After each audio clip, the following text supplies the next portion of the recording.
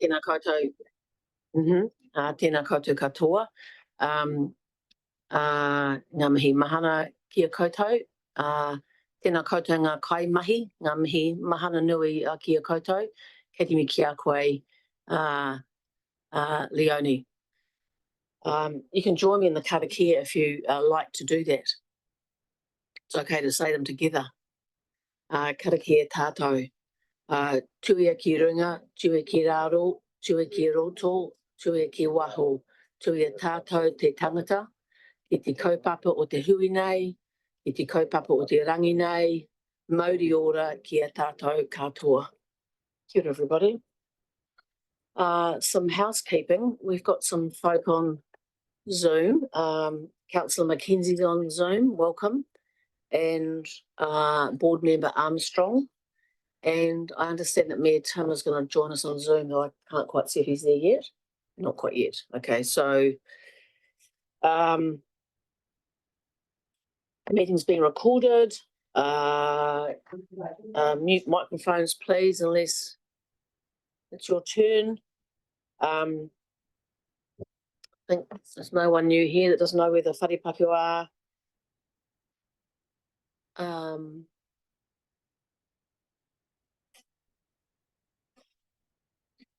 I'm going to move to apologies. I've got an apology for Councillor Greening for the meeting. Are there any further apologies? If someone's happy to move, Councillor Ellis and second Councillor Butler. All those in favour, please say aye. Against? Carried, thank you. It's very quiet, isn't it? We have no speakers in public forum. Are there any declarations of interest? No late items. We need confirmation of our minutes for the meeting held on whatever the date is behind my staple, 18 July. Somebody's happy to... Oh, Councillor Mackenzie? Happy to move. Lovely, thank you. And to second? Someone happy to second? Councillor Maiding, thank you. All those in favour, please say aye. Aye. Against? Carried. Got a number of reports today to get through, haven't we? 6 or 7 or something. And just to note that there is a change in the order of the reports today compared to your LGR agenda, which is that we'll hear from the group manager comes shortly, then we'll have compliance and monitoring, and then we're going to go to contact recreation from Trevor third, as there's a timing of the commitment matter going on. Thank you. Over to you, Kim. Thank you. Thank you, Chair. Morena koutou. So we're here to first up the Group Manager's report, and I'll assume you've taken that as read. There are a couple of things that I want to say and add to it. But first of all, I sort of want to think there's an opportunity here to celebrate an event that took place in Wellington on Friday, where the Local Government New Zealand Conference was held, and there were 1 or 2 awards issued, and one of those awards went to the Tasman District Council and in its partnership with iwi, and it's a Super Steward Award. So I'm going to ask, there's a team up there receiving the award on the night. There's a flasher photo that's actually doing the rounds on social media with a few more people involved, including a certain group manager who's sitting over there with a bit of a smile on his face. Or Chief Operating Officer, let's say, a fancy group manager. But I'm going to ask Rob to come up and just talk to that little event and what that award means and a little bit about it. Thank you.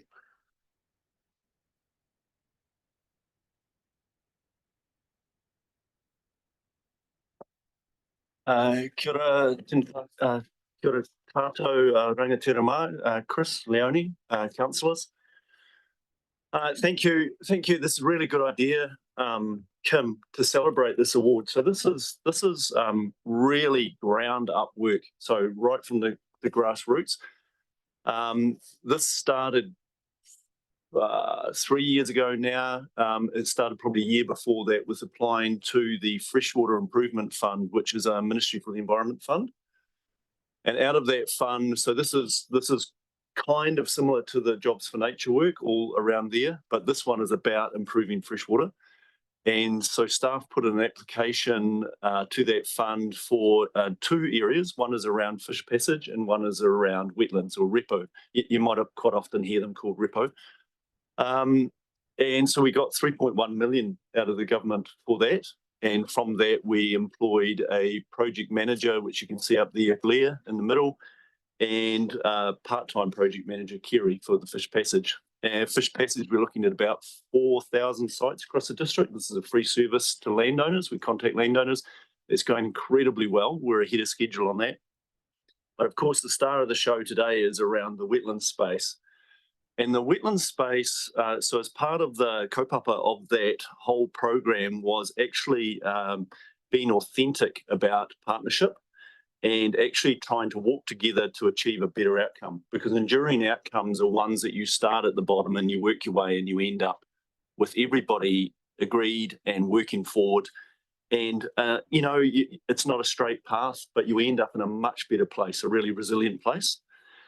And so this is one where we've really been able to work just so incredibly well with our partners, the Ngā Iwi and Te Taiihu.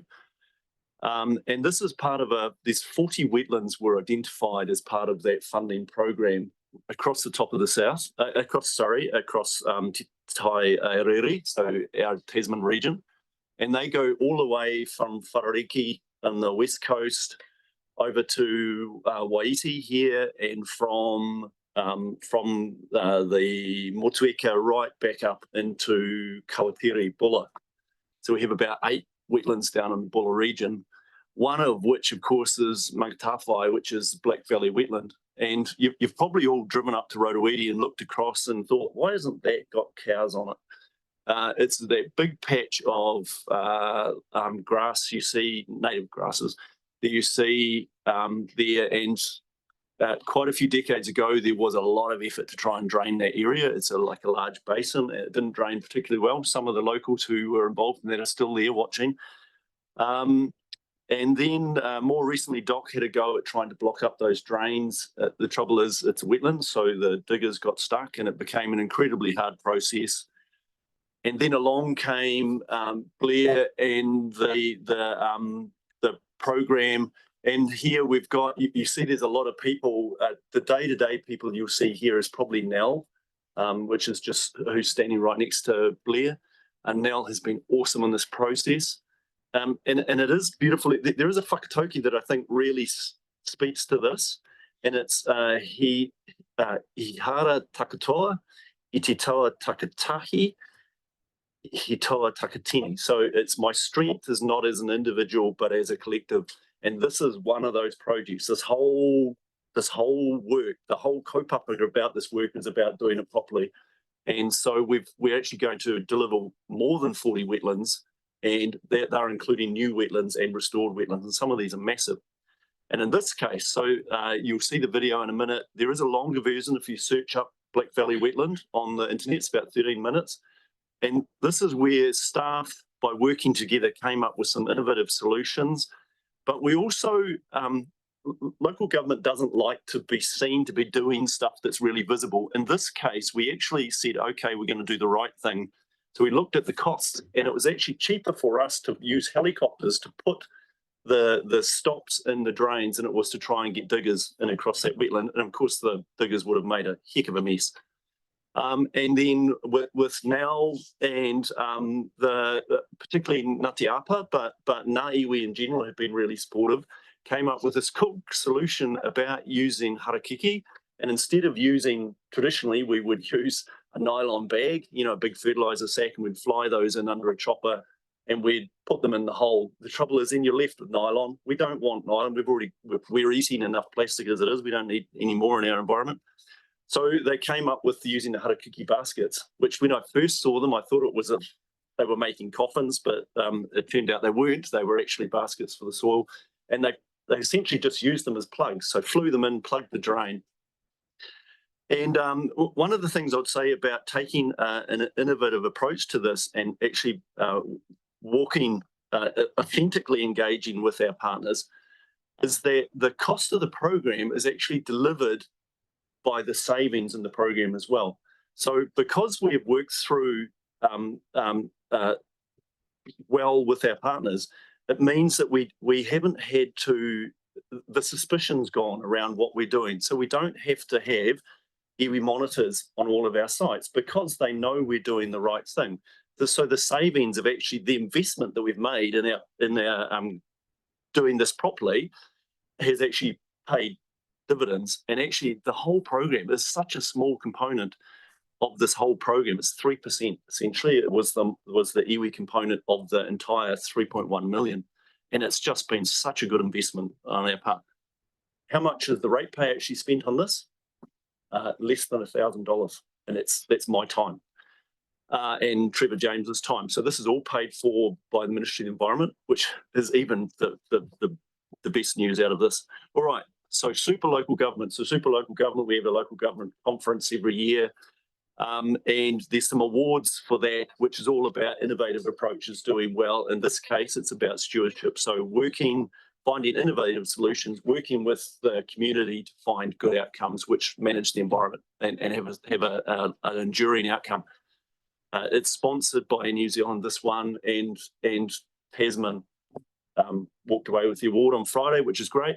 It's a very sharing environment, and Nell and Blair are both in bed now with COVID, so unfortunately that was particularly well shared. But it's really exciting, and for the staff and for our partners involved, it was so nice to be able to go and say all of that work. This is years of commitment to get to this point, and it's really paying dividends now. So you'll start to hear about the Motueka Delta soon, which is an old PAR site. So it is pretty sensitive, and because of the relationship, we've been able to go on. So I can see Chris looking at me. So time to move on. Last comment. Yes, please. Just say that I was at the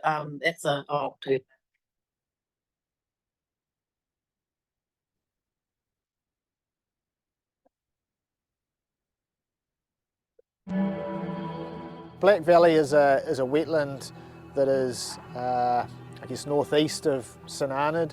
Certainly it's very open at the moment.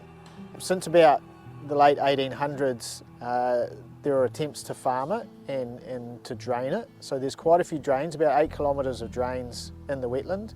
So the plan was to continue the work that DOC had started. They did a lot of drain plugging. So rather than fill the drain back in, we just put plugs in because it's quicker and less impact. And we started talking to iwi about how we could do it. And the feedback was very much that low impact is really important. And so we came up with the idea of using the helicopter to fly bags of soil in kind of a monsoon bucket type scenario where you'd pick up the soil and fly it and cut the bags open and drop it into the drains to form plugs. And that way we wouldn't have to take a digger out into the wetland and potentially get it stuck. The project was started initially as a partnership with iwi, and different iwi have different capacity to support the mahi, and the idea was born to use the harakeke baskets to try and reduce the amount of plastic we use, but also if we can use the harakeke in an engineering sense where you use geotextile bags or geotextile fabric, perhaps we could use harakeke and reduce the amount of soil that we need to fly with the helicopter.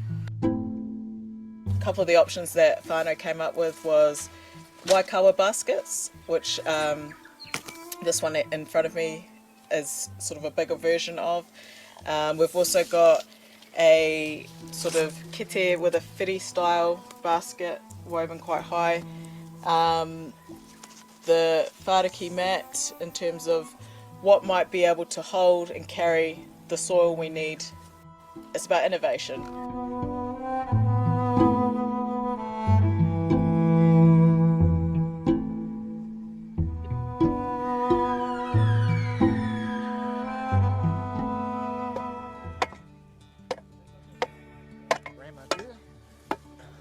we can support not only mātauranga but reconnection of whānau with cultural practices, and at the same time maybe reduce the amount of helicopter trips we have to do in future by using these bags. They won't last forever, but the idea is it'll last long enough for the plants to establish and stabilise the plug. These places are actually really important, and the way they function is really important.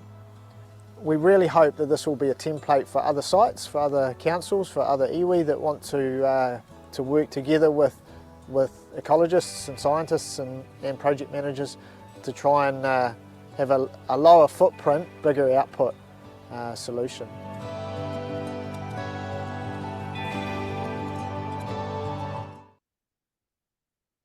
Thank you, Rob, and very good to see that video, isn't it? And a number of us were there. Kit and Steve and I were up there too at the conference and at the awards section, and some of us might have made quite a lot of noise.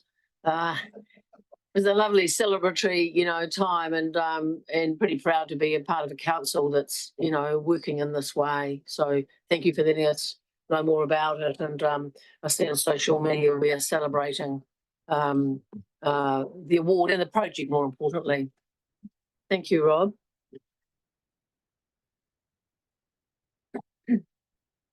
Yeah, so I thought it would be really appropriate to start on such a high note. It's not common for a council the size of Tasman to feature so strongly in a award process like that. And I think you probably all feel a little bit of the coming togetherness that being involved in a project like that brings about. And it's a big part as to why this committee has been rebranded Environment and Regulatory Committee, not formerly the Regulatory Committee, because the environment is very much part of what we're here to protect with a lot of our regulatory functions.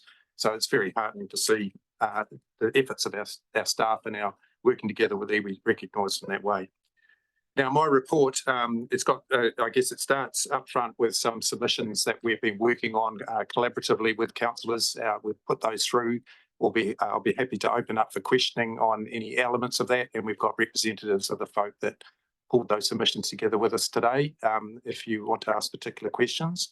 But I've also given a little bit of a snapshot, as I tend to do, of the world, the legislative world, or the Wellington world that's coming at us and changing. And of course, this particular report was produced on a Thursday, to give you time to absorb it in preparation for today. And a week's a long time. We've already heard that in that time we've won the award for the Supreme Steward Award, or Super Steward Award, but also government's come up with a few additional announcements in that period as well. And I just thought I might skip over those to just add the flavour to what I've covered off in the legislative scene.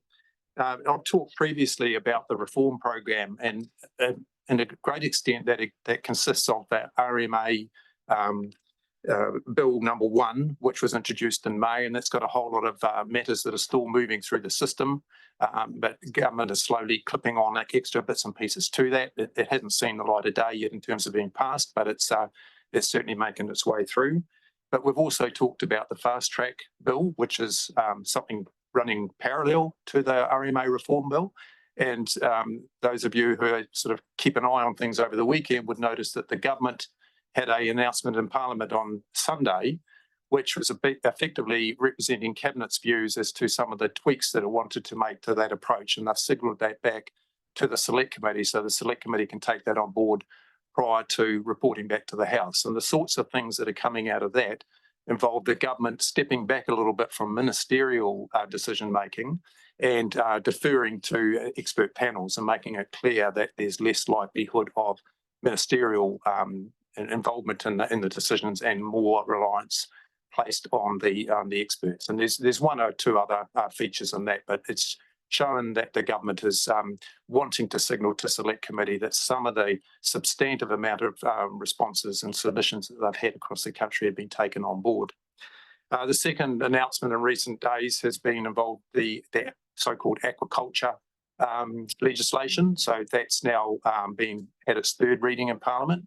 So that's all but over the line now. And what that effectively does, it takes 20 years onto the consents of the 1,200 marine farms, I think we've got nationally, and a chunk of those are here in our district. but they don't go beyond 2050. So it's giving greater certainty to the aquaculture sector. You've heard from some of the representatives in this region of their aquaculture aspirations. We brought that presentation to a committee meeting 2 or 3 meetings ago. So you know that lines up with the local sense that aquaculture has got a bigger part to play in this region's economic development. So they will be comforted by the fact that the government's taken this step, and they've taken away the uncertainty that sits with some of the needing to reconsent operations that they've still got a lot of investments in. So that's very close to reaching its final conclusion. The other matter that the government have signalled, the RMA Amendment number 2, so that's the second round of tweaks, that's still programmed to be pulled into Parliament by the end of this year. So there's no draft of that yet, but there's certainly much in the way of signals as to the sort of direction that bill will take. And that is, both of those things are a lead up to next year's Grand Slam, where the RMA itself gets reformed into another piece of legislation. So that's the sort of the third leg of the trifecta, as it were, that the government's planning in the resource management space. But what they have also done in the last week or so, they've come out and given us a lot more indication that the national direction that flows from the legislation, but is a matter for Cabinet to determine, is going to be adjusted in a way that we've probably never seen before in this nation. So they're talking about 14 or 15 different national instruments all being tweaked as part of a package of work that will run parallel to the reform of the legislation. So the reform agenda is very much alive and well in Wellington, and a lot of those things do come back to impact on us here. And as we know, we do get opportunity from time to time to have input into the government's ideas. Sometimes we flow under the umbrella of entities like Te Uru Kahika or Taitura or Local Government New Zealand, who are making submissions that we feel covers the ground. And other times we feel that there's and with your guidance, that there's a need for a little bit more of a Tasman District Council flavour to add to that national direction. And that's what we're covering off today in the agenda, where 3 of those submissions have come through. They've now been submitted to the respective processes, and we're looking for retrospective approval from you. I also tie up a little bit of a story to keep you energised and a brief of where the Harbour Master is going, because there's a lot of movement in the Harbour Master space for us as a region. You'll be well aware of the bylaws that are actually currently out for submission, 1 of 5 sets of bylaws. Very busy time in bylaw country. But the Harbour Master office is making progress within that context to strengthen our capacity in that area. So there's a little bit of an update on how things are tracking there and some of the investments that we're making in improving our vessels and capability. And we also end in this report with a little bit of an update on where some of our court actions have got to in recent times. Some are still moving along, some have been concluded, and there's a little bit of a summary there for you. So with that, I take the substance of the report as read and happy to take questions through the chair. Thank you, Kim. Councillor Maru. Thank you, Madam Chair. Just to say, I'll start. Thank you, Kim. So just I wanted to pick up on your 10.14 in terms of, I see Mel's in the back of the room with us. So certainly Councillor Ellis and I have seen the amazing work that she does in supporting us in our roles with hearings, but I just wondered if it's an opportunity she might want to share something that happened in Bulla, but certainly wanted to acknowledge you, Mel. So if you wanted to share, perhaps. So Mel spent some time down in Bulla District Council helping them with a hearing. Welcome. Just pop your speaker on, Mel. Morena, I'm Melanie Welsh. I'm in the Environmental Health Department. I'm currently the District Licensing Committee Secretary for Alcohol Licensing, and I work closely with Councillor Maria and Joe Ellis. You've got something in mind? So perhaps just a little overview, Mel, about what you helped with in Bulla. Sure. So the Bulla District Council hadn't held an alcohol licensing public hearing for several years, and their licensing inspector and their secretary were relatively new and weren't familiar with the processes and procedures on running a public hearing for the District Licensing Committee, and had asked me to go and assist them with those processes and procedures. And so I went down on a Sunday afternoon for a very early Monday morning hearing and assisted the secretary with that process from the beginning, how it's laid out, how questions are asked and how it's run with them. So yeah, that was pretty good. Thanks, Phil. Just for you, Madam Chair, I guess if we celebrated the awards we got when we started the meeting, I guess it's a reflection of the great team we had. So Mel also babysat me very well through the Mapua liquor licensing round, and I know that Bulla would have been very well served by having you. So it's just an indication of the depth of the quality and passionate staff we had. Thank you, Mel. Yeah, Lovely, thank you. And Thank you. just another example, I guess, of how we, with our neighbouring councils, can participate and help and assist each other and share services and staff, and you know, quite a lot of that goes on, and probably more than is understood, really. So thank you for letting us know about that. Kia ora. And happy birthday for the other day. I've got Councillor Canamont and then Councillor Mailing and Councillor Butler. Thank you. Through the chair, I just wanted to thank Rob for his presentation. Even though it wasn't a presentation, it was a presentation. And I thoroughly enjoyed it as always. Thank you. My question is for probably the Harbour Master, page 8, clause 8.2. It's to do with the Sentinel and the removal of the fendering buoyancy system. I remember when the previous Harbour Master put it on because in sloppy waters, the boat rocked a lot. So they put the fendering system on at the plimsoll line, at the water line, so that when they were still, the boat gave itself some stability. So I'm wondering now, that's now been taken off because it couldn't be, the Sentinel couldn't be put on the road because of that. But now it doesn't go on the road and it's got a new system. So can maybe Peter tell us what the new system is that's gone on to Sentinel? To Kim, thank you first. Yep. Yeah, thank you, Chair. I do have Peter online. So Peter, that's something right in your alley. So we'll ask you to respond. Kia ora, through the chair. Yeah, so not entirely correct there. The fendering hasn't been removed. It's actually been upgraded. So there's now roughly twice the buoyancy in the fendering system than was originally there. So the Able Ships surveyor that surveys the vessel says we have increased our stability and reserve buoyancy in doing this. But what we've actually done is change the mechanism of how the foam is actually attached to the vessel. So it was inserted in channels and then it was covered with a product that has to be sprayed on in a factory. And it can't be removed without cutting it off and then reapplying in a factory. So the product we've got now is a canvas cover that can be easily removed on site, whether that's in a marina or in a shed, without having to go to a factory to be reattached. Thank you. I knew I'd get a good answer. Yeah, thank you. Councillor Mailing and Councillor Butler. Just a quick question for Kim, and I did listen to the Minister last week on Friday morning when he spoke at the conference. The national instruments, the NPSs, my understanding is that will be introduced by the end of this year, those changes. And it's as a bundle, as you've indicated. But he did give a timeline. Is that the information that you've got?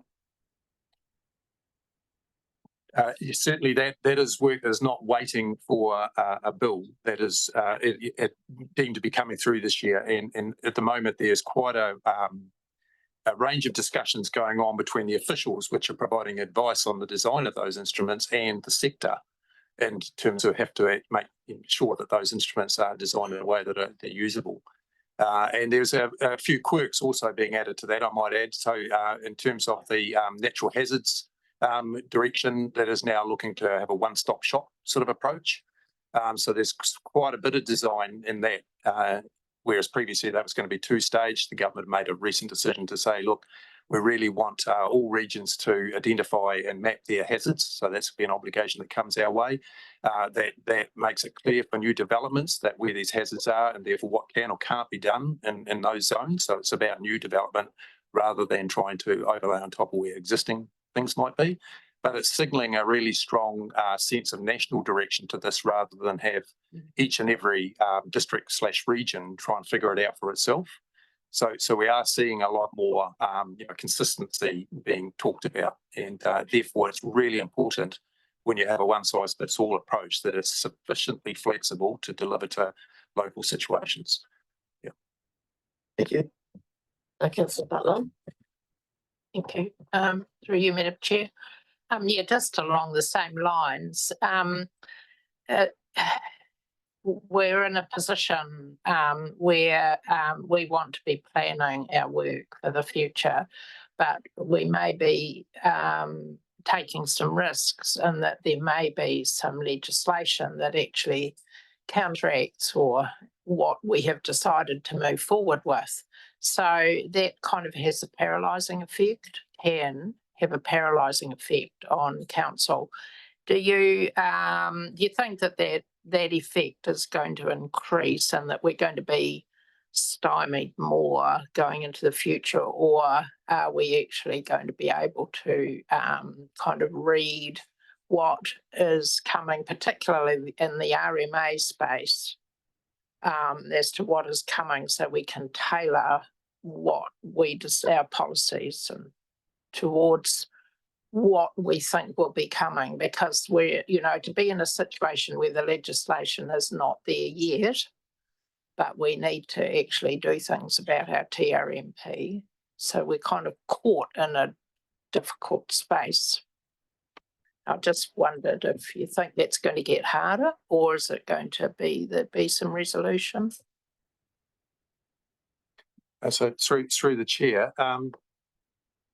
there's certainly, I think we've got a bit of a hump while we need to go through to get, and it's a short-term matter, where to get clarity on the government's thinking.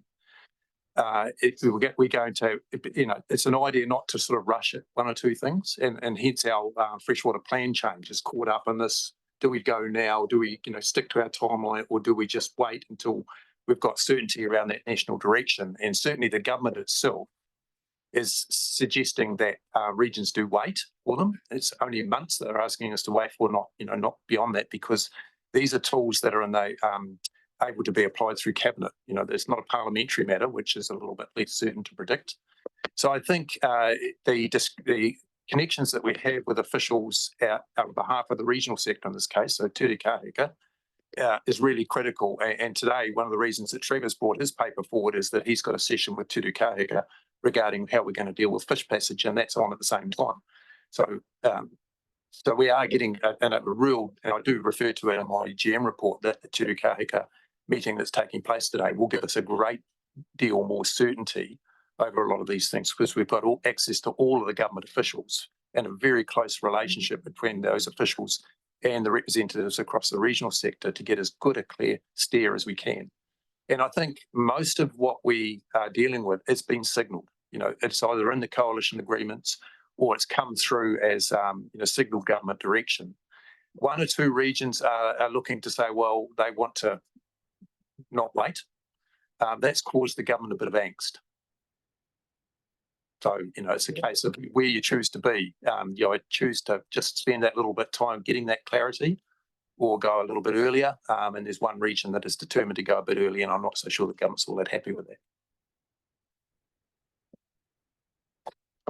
Anything further from anybody? I'd just like to note, we'll give thanks really to those that have been preparing the submissions on our behalves. A lot of work goes in there, and I know there's quite a bit of input goes in from a number of people, and I've appreciated the processes that these are happening very quickly, aren't they? Not much of a lead in time at all, and I think the way that we've been able to manage to have our input provided, and then the submissions submitted, I guess the medium density units we had a workshop particularly to inform the submission. So for me, I feel like that process is going quite well, given how constrained the timing is to about have these things produced, give us guidance about them, or help us get informed about them. But so Thank you to those that have been involved in staff and putting those together. And thank you, Kim. It's always helpful to have your take on the changes that are all about. Looking for somebody to move the resolution, Councillor Mayling, and second, Councillor Maru. I'll put the resolution. All those in favour, please say aye. Aye. Against, carried. Thank you. Carl, welcome. Compliance monitoring, annual report. Thank you, Madam Chair and councillors.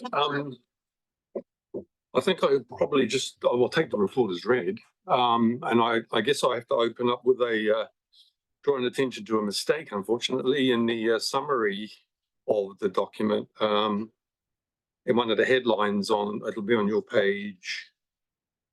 What page is that? 69? 69. As you can see, it says enforcement orders 0 and prosecutions 2. It should have been 2 enforcement orders and 2 prosecutions. That was a mistake in that line, in that headline. And as the GM's report canvasses quite in detail those 2 enforcement orders. Other than that, and it's also in the main body of this report, other than that, I'm happy to just take the report as read and go for questions if you want. Thank you, Carl. It will have been read for sure. Any comments or questions?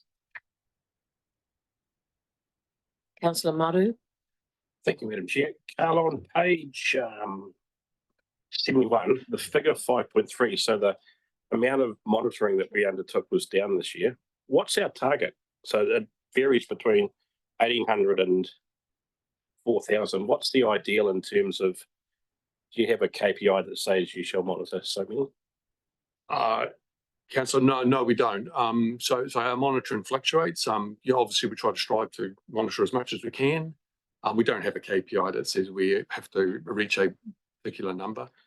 And unfortunately, it does tend to get governed by the other things in our business that really do affect monitoring. And I've tried to highlight in that report that complex enforcement, complaint response, all has a bearing on the ability for us to monitor, because our proactive monitoring takes a hit because of the amount of staff resource and taking up resolving those issues.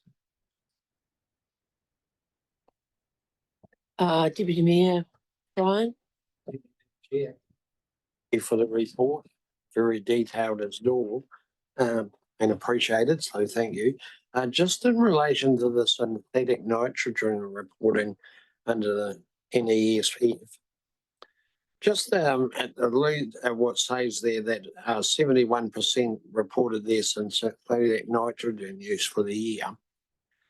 71%, although over 50, seems quite low when it's a national requirement, as I understand it. I'm on page 76, Carl.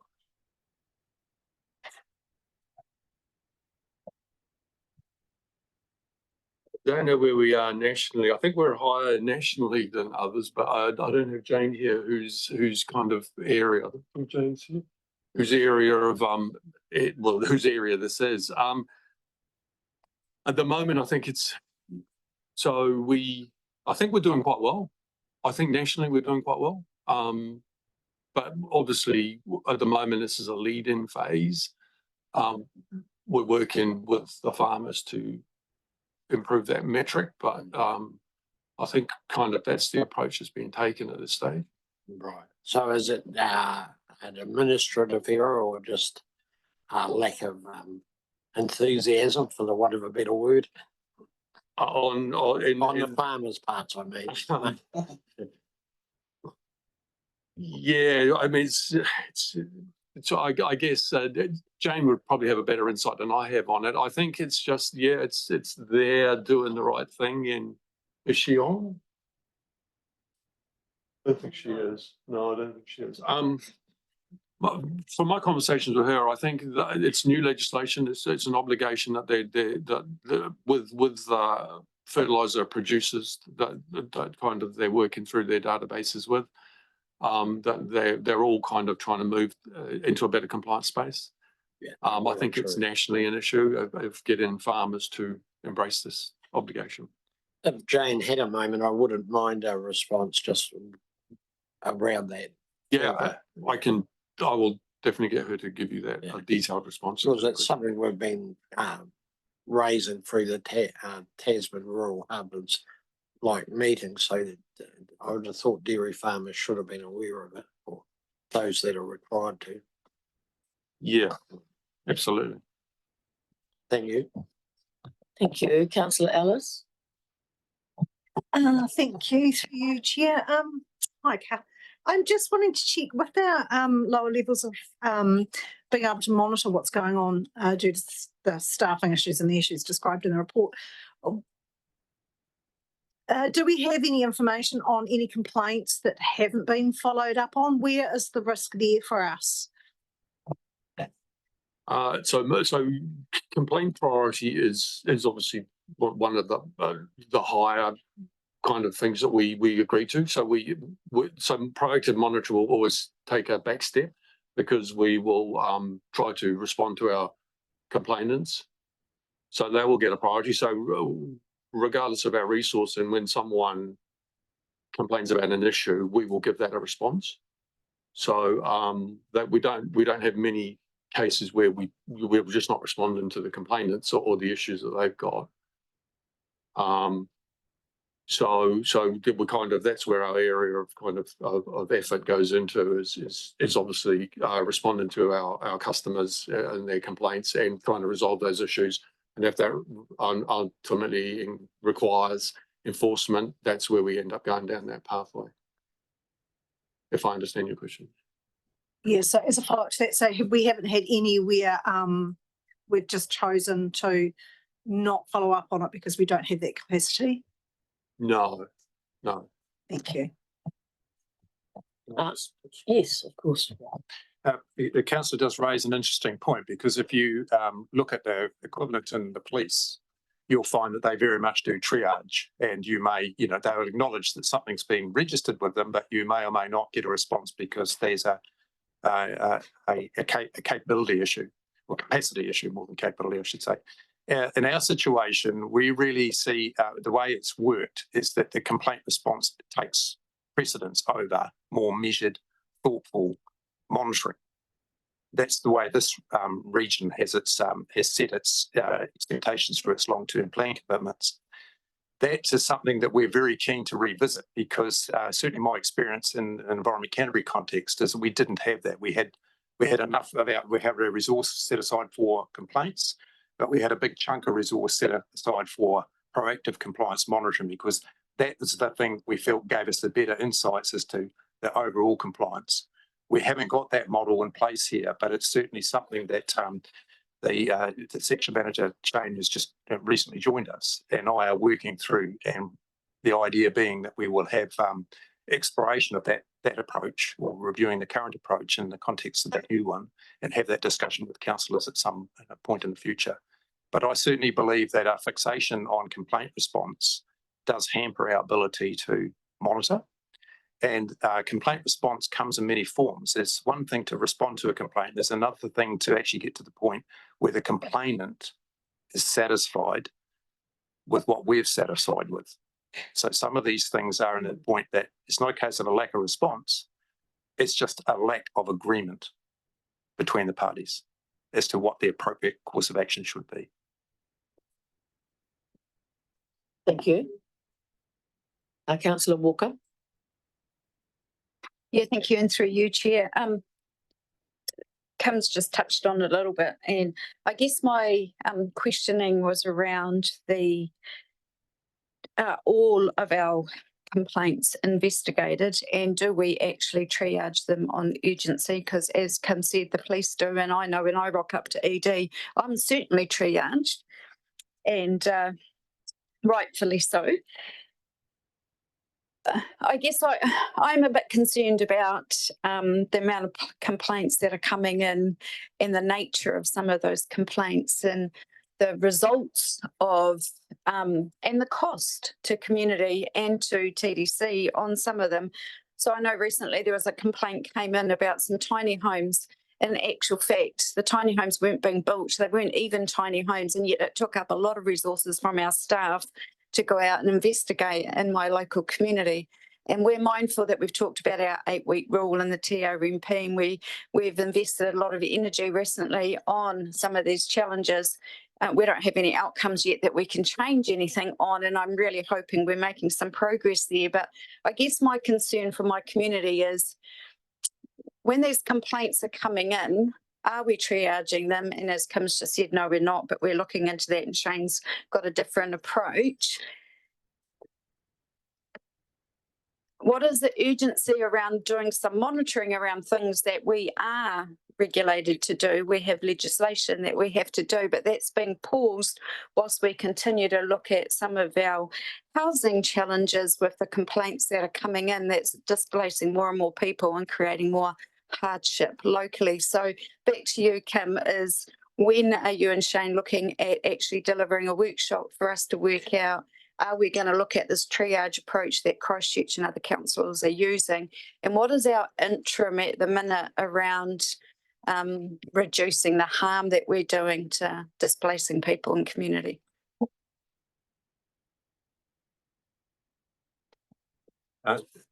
Through the chair, thank you for that. I just first thing I'd say is there are some matters that council was specifically asked for our compliance staff to keep an eye on in a monitoring context, and that's why you have reports on dairy monitoring, for instance. So irrespective of the complaints, we've got obligations there to give you every year a picture of what our performance of our dairy farms are. Today we'll hear a wastewater similar picture. So those sorts of high profile things in effect have been sort of put aside so that they're not undermined by the complaint response. It's the other things that you haven't actually sought specified reports on, which fill into Carl's team needing to triage. So it's not everything, it's the things that are not otherwise specified. The work that we're doing through Shane and his team is ongoing, so we haven't got dates set for that, but it's the commitment to come to council with our thoughts on that, because it does speak to the way that our response in the long-term plan is given, because there is almost a guarantee that if you complain, you will get a response. So we need to tweak and adjust that so that the expectations on both sides are balanced. The third area I think you touched on in relation to the specifics of tiny homes, you will see that we've got quite a substantive response to the government's proposal to make sure there's no unintended consequences with the approach that they take. You'll see that we've got some actions that actually, where complaints go through and we can't reach resolution with the property owner, we take some actions, but we don't actually have any agenda such as, I think what you finished on, that we're looking to displace people through that approach. It's a conversation that we have with the landowners regarding the legitimacy of things that are happening that they're responsible for. Our approach is not on the people that are residing inside dwellings, whether they're authorised or unauthorised. That's not the space that we have capability in, and so it's not an area of our focus. Thank you. Anything further?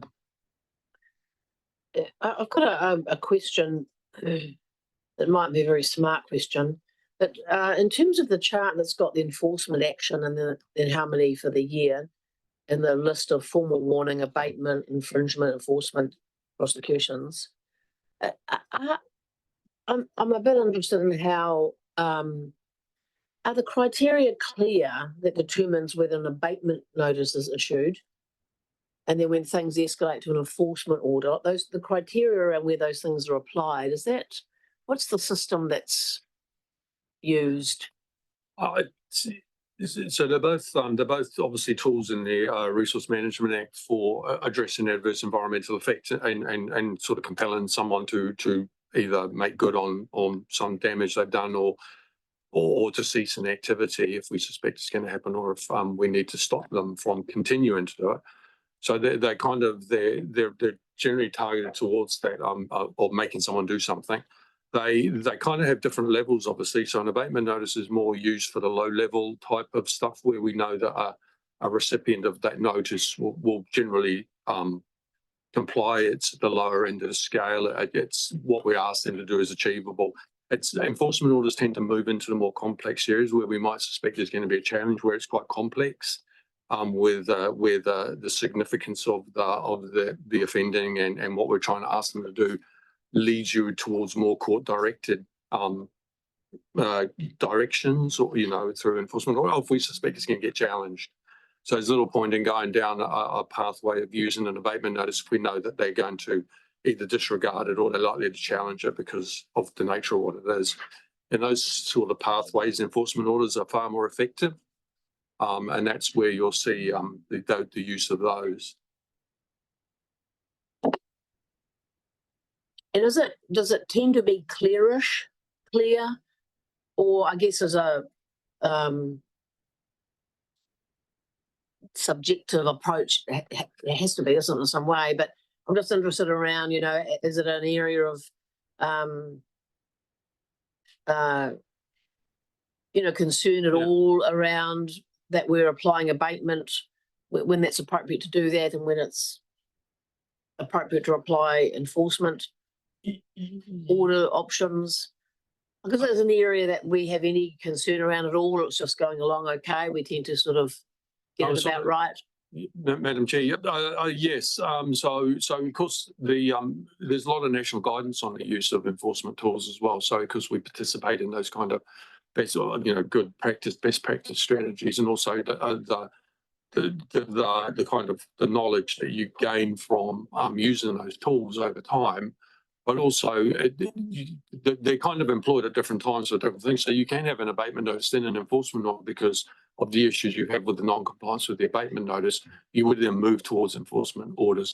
You can use enforcement orders at the end of a prosecution to finalise the matter and get someone to address that. So they come in at different points. Normally, for an abatement notice is a good go-to to fix an issue where you've generally got people who are fairly, they're willing to do the right thing, or it's something that we can use as an effective tool to fix an environmental issue without a lot of cost and a lot of difficulty. And so they're a very good tool, but there are many cases where you just wouldn't probably use that abatement notice, and it's a case by case, but it comes from that decision making process. Thank you, Kim. Yeah, thank you, Chair. There's another dimension to this too as well, because ultimately these powers reside with the council to utilise, and they've been delegated as good practice would suggest. So the Attorney General is quite clear that these powers ought not rest with the council, that good practice is to delegate those to the executive. And so in this case, they've been delegated through the chief executive, and then from the chief executive, they've then been dispersed through staff based on some criteria. So when it comes to, for instance, for a decision around an infringement notice or an abatement notice, those are matters that are held in at the staff delegation level. And behind Carl's team, he's got what he calls an enforcement advisory panel, which looks at the issue and provides advice as to which treatment that situation requires, and that's based on harm. So there's a whole framework around the level of harm, and of course we've got a vague model that's voluntary, assisted, directed, enforced, but some situations tell us to go straight to enforced, because you can't go through those 3 steps because the harm has either happened or it's about to happen, so you need a different type of treatment. And to protect against some of this, those any matters that require the court's direction, they do not reside with staff. They require, that group provides advice to, and it happens to be to my level, not the chief executive, because the chief executive sometimes will be infrastructure people are needing these provisions. So the chief executive gets that prosecution delegation into the hands of the group manager, who can then look at, because sometimes we're having to look at our own council.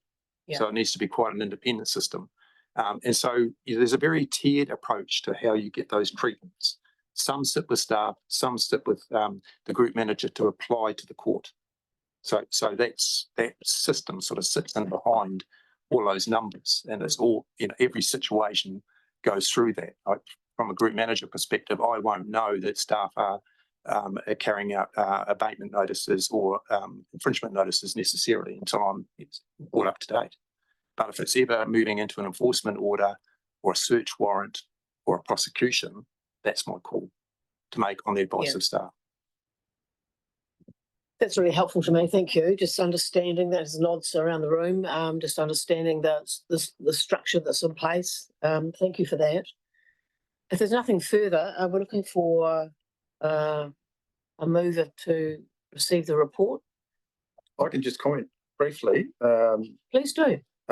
Just in relation to the abatement notices, I've sat on the driveway of the task force for 20 odd years, long before I was on council. And there's some good examples in here where Carl's team used some abatement notices where we had real pressure on our growers in a particular region, and they responded.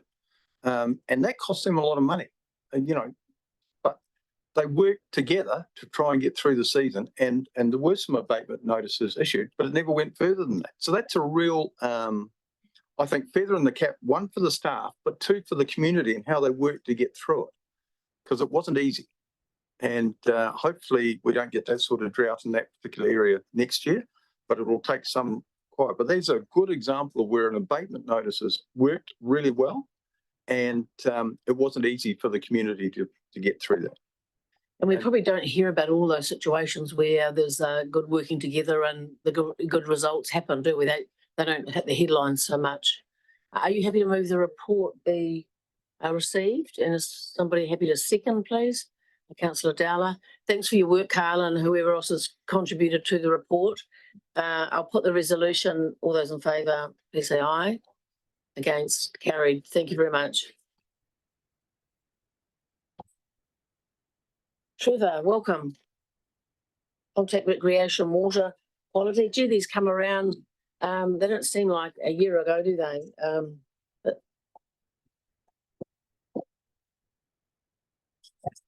Very good morning. Thank you, Council. Thank you, Chair.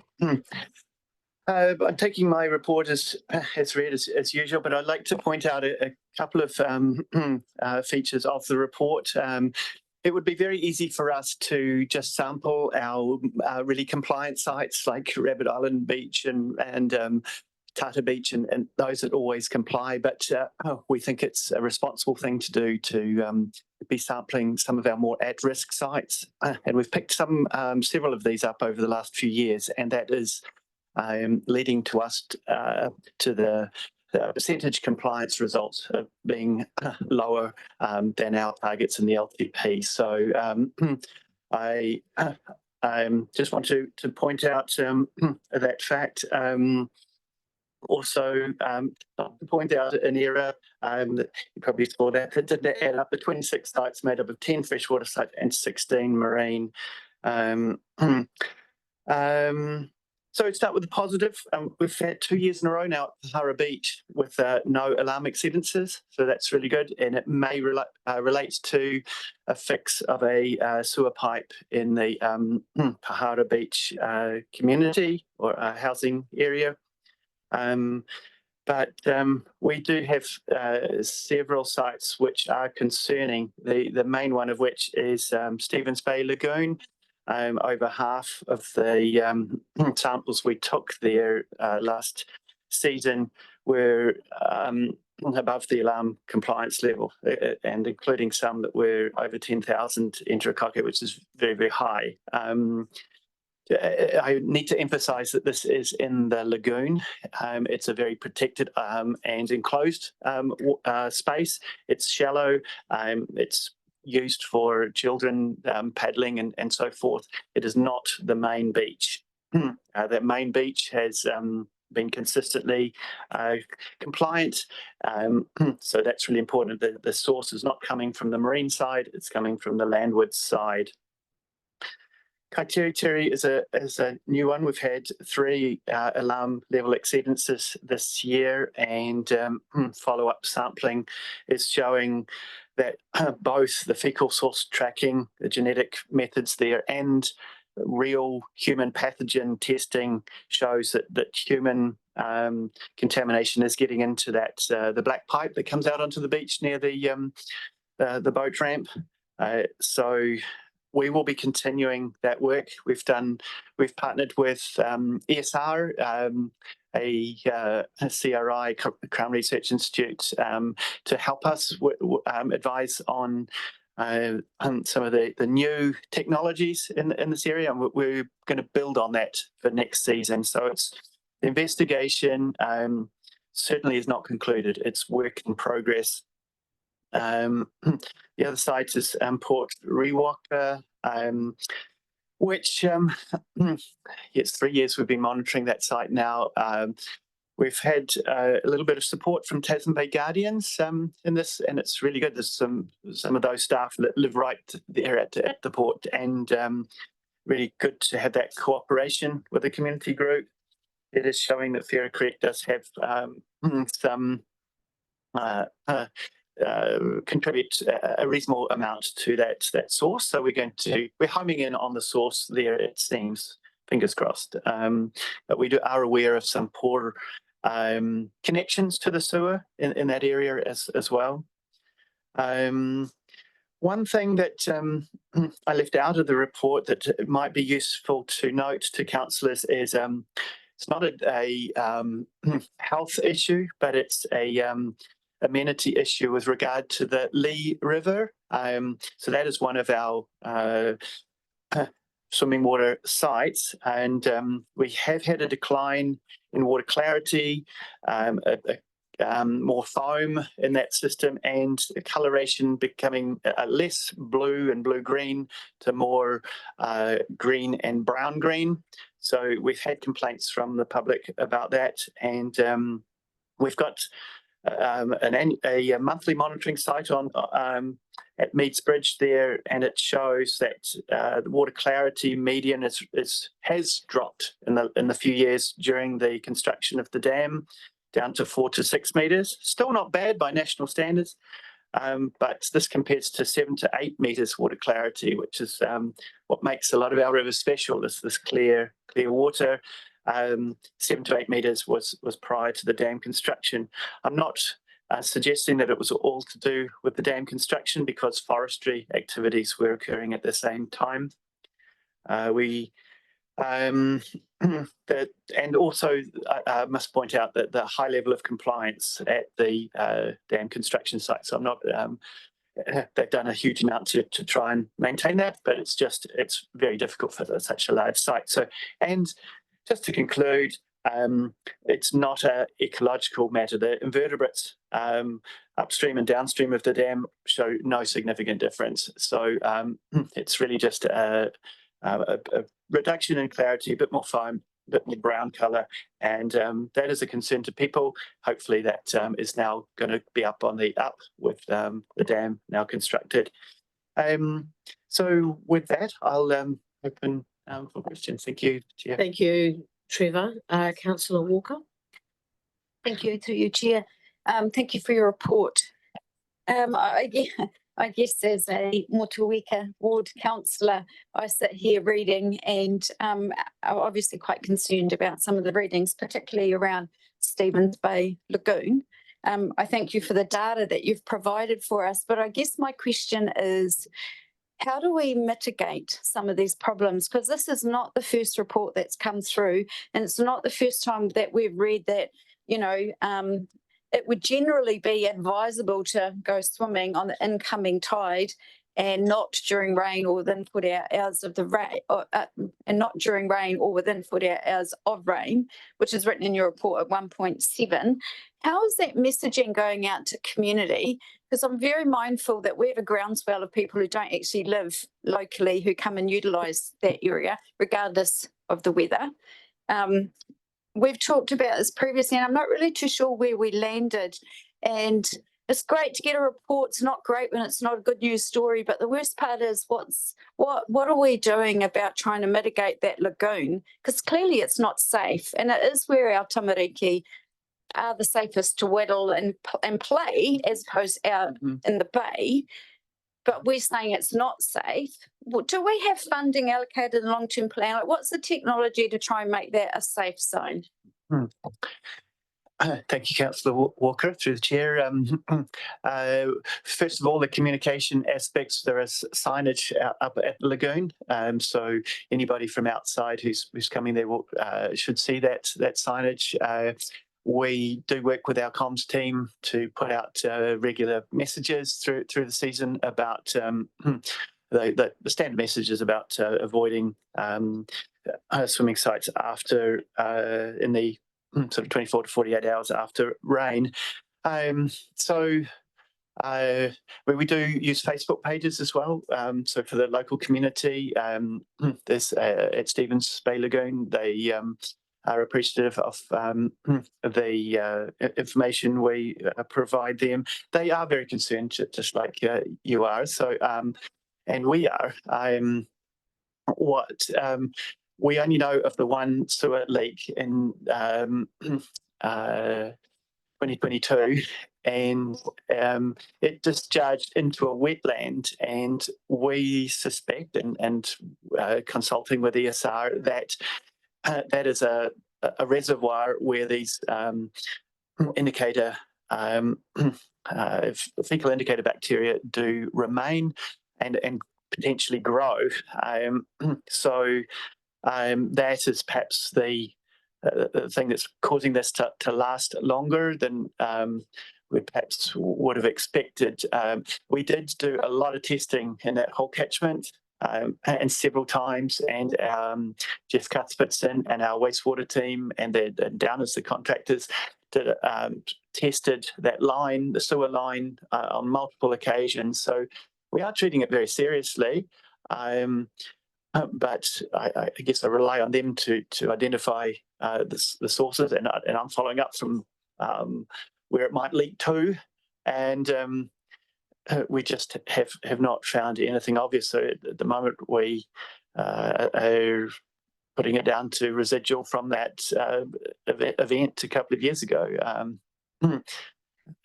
Yeah, that's for that site. We're going to continue further investigations, and hoping that we might find the source. But we did talk about pressure testing, about CCTV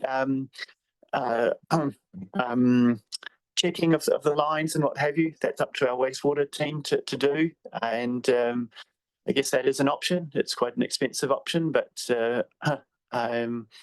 one that I have asked about. I did let them know that this of my report coming today, so I'm not sure if they are online to comment.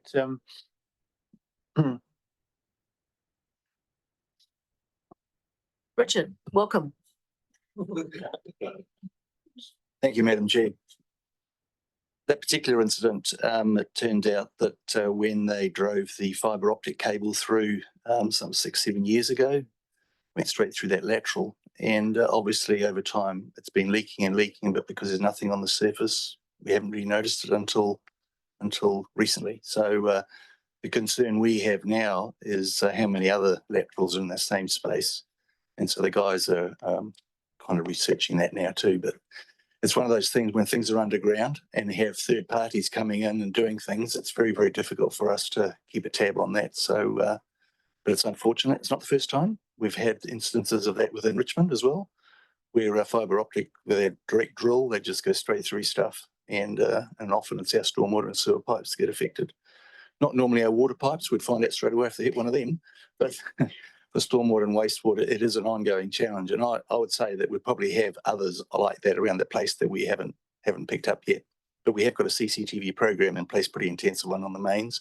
The challenge with this particular one, I believe it was on a lateral to a property, and we don't normally CCTV those. So it's a challenging one. What comeback is there to whoever's whacked their thing through the pipe? We've done that research, and that particular company no longer exists. There you go. But yeah, there's an error, isn't there? Because I mean, there must be enough good information about depth the laterals are at and where the mains are, and theoretically, and the depth that they need to be putting their fibre in or whatever they're doing. Yeah, and they would have done, their due diligence on that, and they probably would have known that. But when you do directional drilling, you can't be completely accurate, particularly if we have a lot of services in the area. So I suspect they went there, they knew the services were there, they drug it through, nothing seemed to happen, I think we're okay, and just left it at that. So unfortunately, that's the way it operates, and that's the way they do it, and there's not much comeback we can give on them, really. Because if their margins were wide enough for error, so that if they do get it a bit wrong, they're still not hitting a lateral. I mean, it's a pretty hopeless situation, isn't it? In my view, that, yeah. And I've been on lots of sites as an EV monitor for years, and people rock up with their little beep, beep, beep thing looking for the, the phone or the power and other things, and the plumbers turn up and say, oh, we think it would, like there isn't, and certainly at home in the areas I've been involved in, there isn't great information around where things went in not that long ago, actually, not that many years ago, but doesn't seem very satisfactory to me that we've got directional drilling happening through laterals. Or one of the other challenges is not all the laterals are at the same level. So on a plan, they might be there, but they may not be accurate as to how far down they are. And it might say it's 1 metre deep, but you don't know what's happened since that lateral went in. They may have gone and regraded the road or lifted it up, and it might be 1.2 or it might be 800. So the things are going the whole time, and to try and monitor all that is very, very difficult. Yeah. Yes. Thank you, Richard. Something further? Yes. Thank you, Chair. I really like the response that you've given me, and I just question, like, it was easy to get a response from you, albeit, doesn't resolve the problem, but I just wonder if some of that kōrero that we've just had couldn't have been in the report, because I'm sure that people within Stevens Bay and Kaitiritiri would like to know that we actually do understand what the cause is. We may not have a resolution to fix it here and now, but to put that part in the report and there's no other context, that gets my wick up, and I'm sure that my community would probably understand more if there was some other story behind why we've tested and we actually know what the problem is, kind of. Thanks. Thank you. Point noted, I believe. Yes, thank you. Anything extra to add? We've got a couple of other people with Perhaps I could just comment on that. We have actually put out a newsline information. I don't know about that particular incident, but we have put information out previously about these things that do occur. So people are aware that problems do occur when we've got directional drilling going on. So, but that particular one, I've seen the photo of the pipe that carries the fibre cable and the sewer pipe, and it just cuts across the top of it. So the sewer is still wet floating through, and obviously it built up at some stage and leaked out. And it's been going on for over 6 years, as I say. So it's a very difficult thing to actually catch. Thank you. Yes, I've got Councillor Kinnamon's next, and then Councillor McKenzie. Through you, Madam Chair, I withdraw my question. Councillor Walker asked the same question as I was. Thank you. Councillor McKenzie, welcome. Thank you, Chair, through you. I just want to talk a little bit about that stormwater outflow at Kaitiri Main Beach by the boat ramp. I've certainly done my apprenticeship sitting on the beach at Kaitiri, and for some reason, as odd as it may seem, that stormwater outflow pipe is like a magnet for children to go and play there. I mean, it's unbelievable, but that is the reality of what happens. And actually, I sat on that beach in January of this year watching kids playing there. Then one of our staff came along and actually put the signs onto the pipe, screwed them in to say, don't hang around here, it's not safe. And then as soon as the staff went away, the kids actually just went back and continued playing. So obviously the best outcome would be to find why we're getting the contamination there. But I'm just wondering, could the pipe be longer? I mean, would that be an interim solution so that it actually, I mean, I know it would have to be quite long, even at low tide. So it was actually in the water And that way it would stop actually being something that children would naturally want to play around. Everyone's looking at you, Mr. Kirby. Even Mr. Kirby's looking at Mr. Kirby.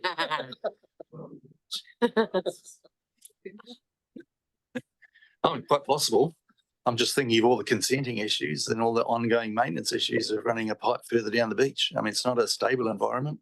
That sand moves the whole time. Quite honestly, it'll be a cost to council, and I would almost say it's impractical. Well, that was quite a definitive answer. Well, I guess then maybe our sign needs to be bigger, because all I'm saying is that we've found that it's contaminated. That causes a risk to human health. It's a magnet for children to play around. I know we can't control all people's behaviour, but do we think our signage is adequate?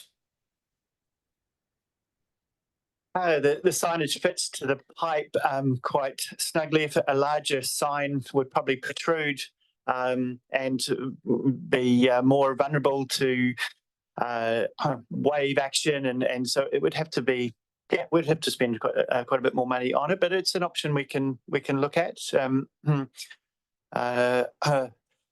Yeah, I do take your point about kids being playing there, and the best way is to try and remove that situation. But I'd also like to say that the Kaitieri Reserve Board has also been very helpful to us in this by putting up the signs when they've been damaged or what have you, or alerting us at least to their damage, and they are possibly joining us online in this meeting as well. So they're very interested in this whole process, and I'm trying to again keep all the key stakeholders for each site very informed as we go along with this process. Thank you for your keen observations there, Councillor McKenzie. And your points are well made, and I think it sounds like maybe some further thought around if there are ways to make it even more clear to people that there's an issue there. Thank you, Councillor Maru. Thank you, Madam Chair. And this is possibly a question for Kim. So, in a unitary sense, would we see harsher consequences if we had a regional council that was aware or battling with an issue for 6 years of a discharge of sewage into a stream? Would we address that harsher? Are we being as hard on ourselves as we would be on others? So if this happened in an industrial sense and there was a sniff of discharge, would there be other things that we'd be doing, that we would be doing and enforcing that we're not doing on ourselves? Because that's the challenge, isn't it? Through the chair, well, I guess it's a perspective you're asking me to comment on, because I can't give you hard facts. But my feeling is that my background was a regional council, so I've had a sort of 8 or 9 years of experience with other councils in the Canterbury region in the same boat, and I would say that our approach inside a unitary is no different to the approach that Environment Canterbury took to its constituent councils. And that's really a part of the integrity I think I've referred to previously that exists right from the executive team through the council, that there's an expectation that we do as a council meet standards that we expect others. And what I've really practiced across my group is that we are even-handed, and that's the value that we work to. Now, proof is always in the pudding. And I think Sean's coming up next with a wastewater report, which is primarily focused on the activities of this council and trying to make it transparent what we see and what we see in terms of compliance, and where we need to take action, we will. And Richard and I have regular discussions about things that have been seen, and we get to the bottom of it. And if there's a council action in there, it gets taken. So I'm confident that we're, as a unitary, doing everything that a regional versus its constituent councils would do. I'm not sure what's going to blow up. No, we've got something happening in the Harry Potter cupboard there, and 2 people have gone. We've got 2 down. Thank you. Yeah, thank you. Thanks, Kim, for your response. Anything further, councillor Shellcrest? Just a wee one on the pipe at Kaiteri. Spent a bit of time there myself. I'm just wondering whether something like, pictures and obviously, something a bit more sort of, I don't know, in your face, like skull and crossbones or toxic or, because it's the parents that need to see that, and they'll keep the kids away, right? Kids don't get it, so maybe something like that. We have talked quite a lot in our comms team about the nature of the signs, and they've got cartoon characters that are trying to relate to the target audience, which is the younger children. We have recently updated it with a big cross through because there were two images of cartoon characters of children with their water wings on, and indicating that playing that was the topic of it, but we've since put a cross through that as if to be more clear about not to play, whereas it was in text but it was not on the image. So we could discuss the other options too. Thank you. Is somebody willing to move the resolution to receive the report, please? Councillor Ellis and second Councillor Butler. Thank you. I'll put the resolution. All those in favour, please say aye. Against, carried. Thank you very much, Trevor. We're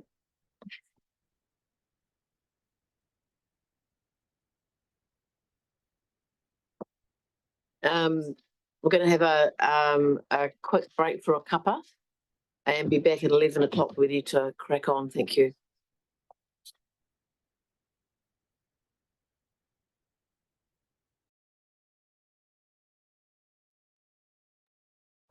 Maybe you shouldn't have a break because they're quiet in the morning.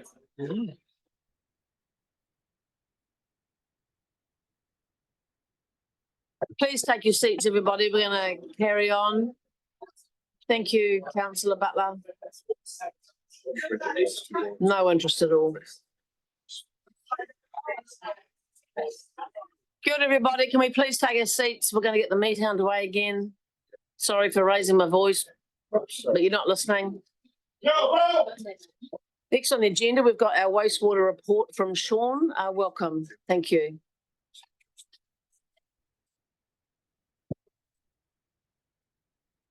Morning, Chair. Thank you very much.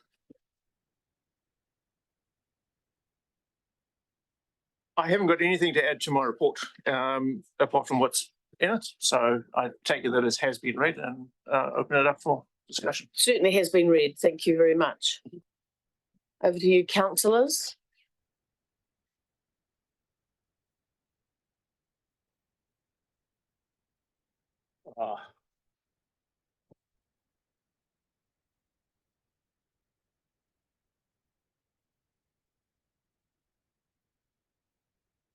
Wastewater report. Thank you, Deputy Mayor Brian. Shane, for you, Madam Chair, this is a question of a general nature. A year or two ago, we had this thing where people had to have them checked through this process.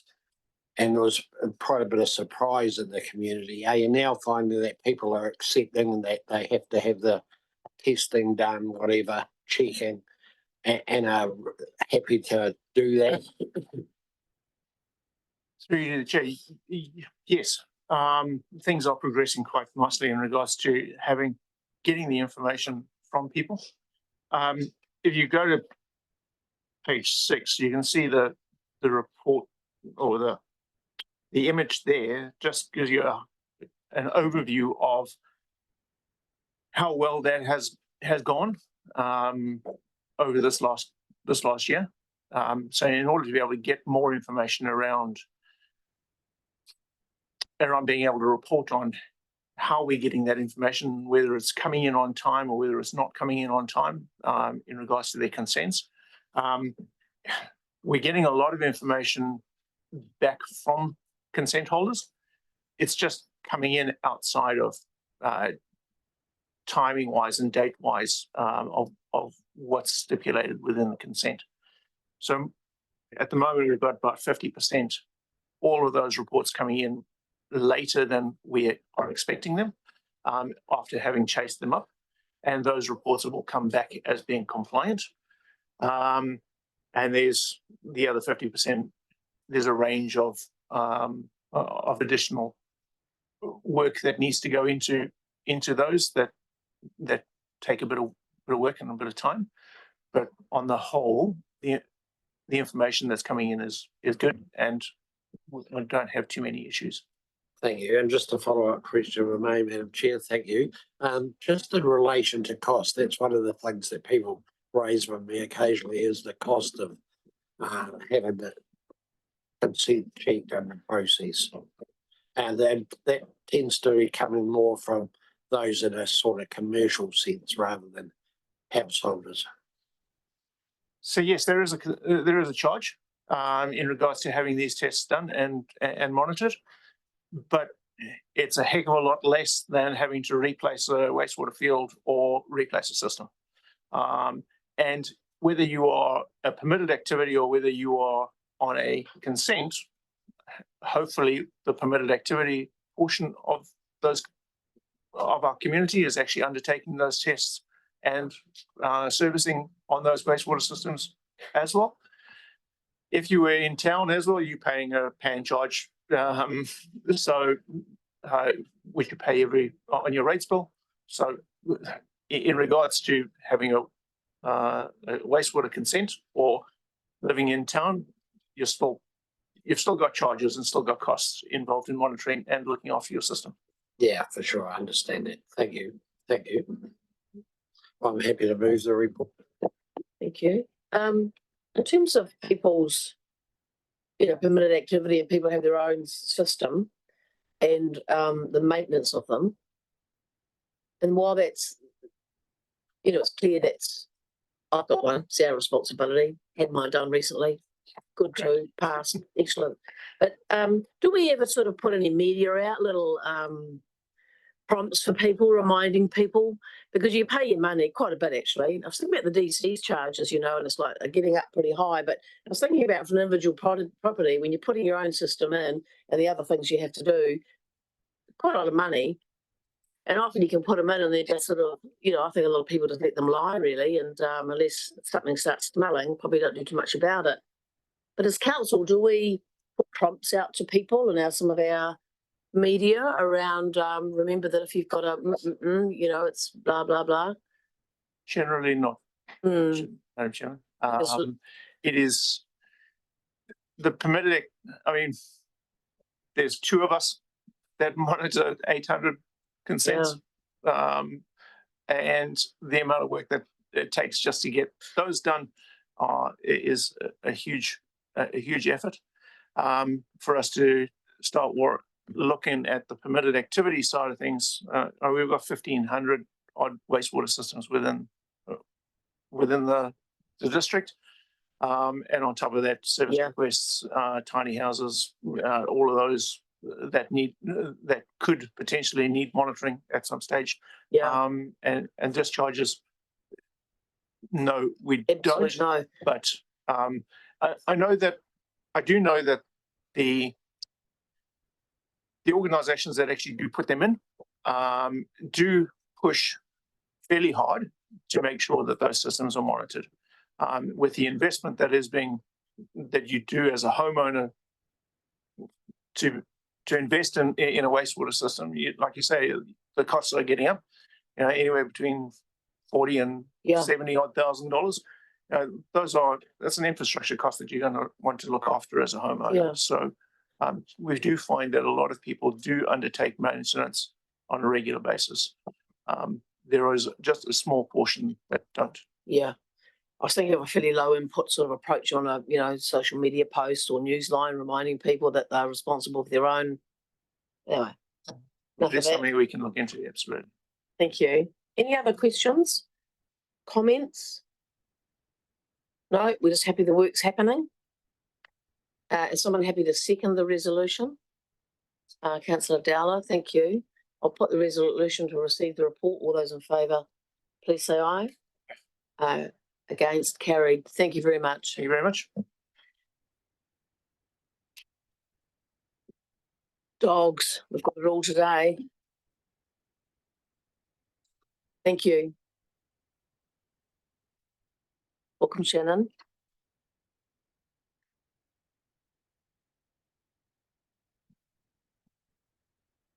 Got it. Can take the report as read, and I'm happy to take questions. So I haven't got any amendments to make to the report. Thank you.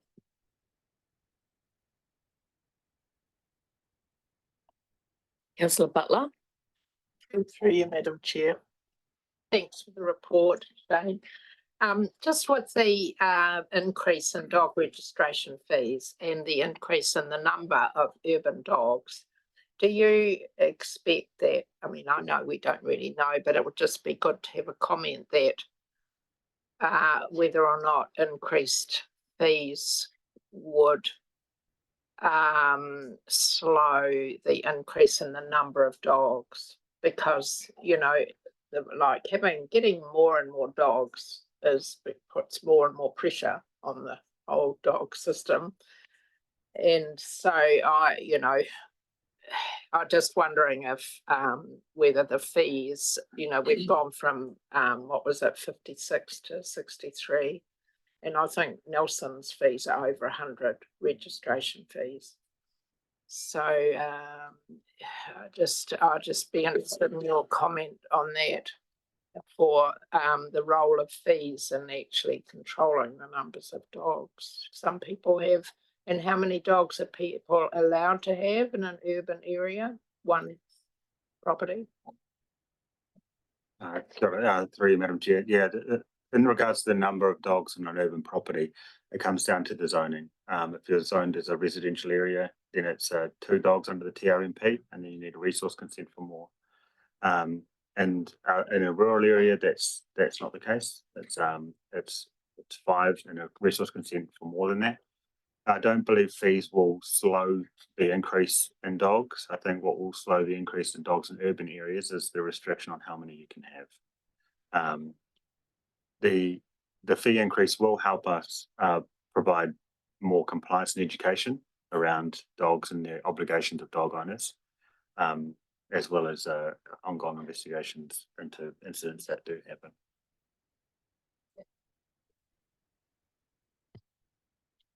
Thank you. It's quite a lot of dogs, isn't it? I think in June 23 we had 19,770 occupied private dwellings in Tasman, and we've got 12,000 odd dogs. Yeah, I'm making nothing of that, just making a little observation there. Any other comments? Councillor Ellis and then Councillor Kinamont. Thank you, through you, Chair. Thank you, Shannon, for your report. Is there any information regarding on the different, perhaps wards or different areas in the region that there are more issues than others? For you, Madam Chair, we have more issues in regards to complaints in high density areas of population, and that comes with just when you've got a lot of people, a lot of dogs in confined spaces. There's going to be issues, barking, wandering dogs, sort of thing. So we have a lot of complaints in central Richmond as well as in Motueka. In our more rural areas, we don't get very many complaints about Tapawera or Murchison at all. I think a lot of people are far enough apart, and the dogs are just less of a problem. Or they're just not telling us. I'm not sure which is which, but yeah, the high density, high dog density, and people density, we have more problems than other parts of the district, which is why it's reflected in the cost of the registration. Councillor Kinamont. Thank you, through you, Madam Chair. Shannon, what is a probationary owner? Through you, Madam Chair, the probationary owner is someone that has been, it's a classification of an owner that can own the amount of dogs they have, but no more for a restricted number of years. So if you're labelled as a probationary owner, the dogs that are registered to you, or that are, the dogs that are registered to you are the only dogs you can have. You cannot get more dogs, and if those dogs pass away, you can't get more dogs to replace them. That restriction can be imposed up to 24 months, no longer.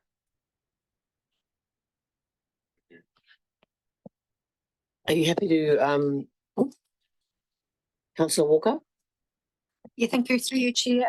I can't seem to find it here, not to say that it's not, but I know previously we've asked you how many service dogs do we have registered. Do we have a figure on that, and is that number changing? Sorry, Madam Chair, we do have a figure. I haven't put it into here, but I can for the next year. The number hasn't changed. We haven't had any more dogs registered as service dogs this year or the last year.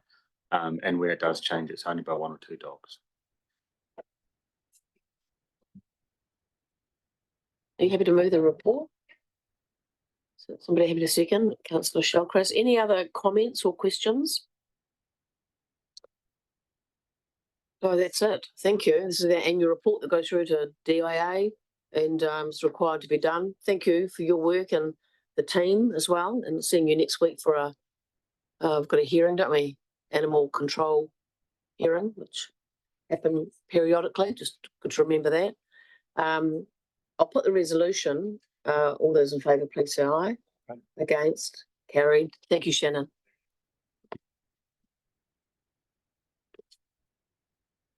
Consents. Yes. Consents team. Team have done a runner. Yes. Kia ora, welcome. Kia ora. Yeah, through the chair. Morning. So I'll take the substance of my report being read, but I just wanted to point out a few points in the report, pull them out and summarise those. So the statutory compliance has improved over the last 6 months, which is a good sign. As a result of that, there has been also a reduction in discount penalties.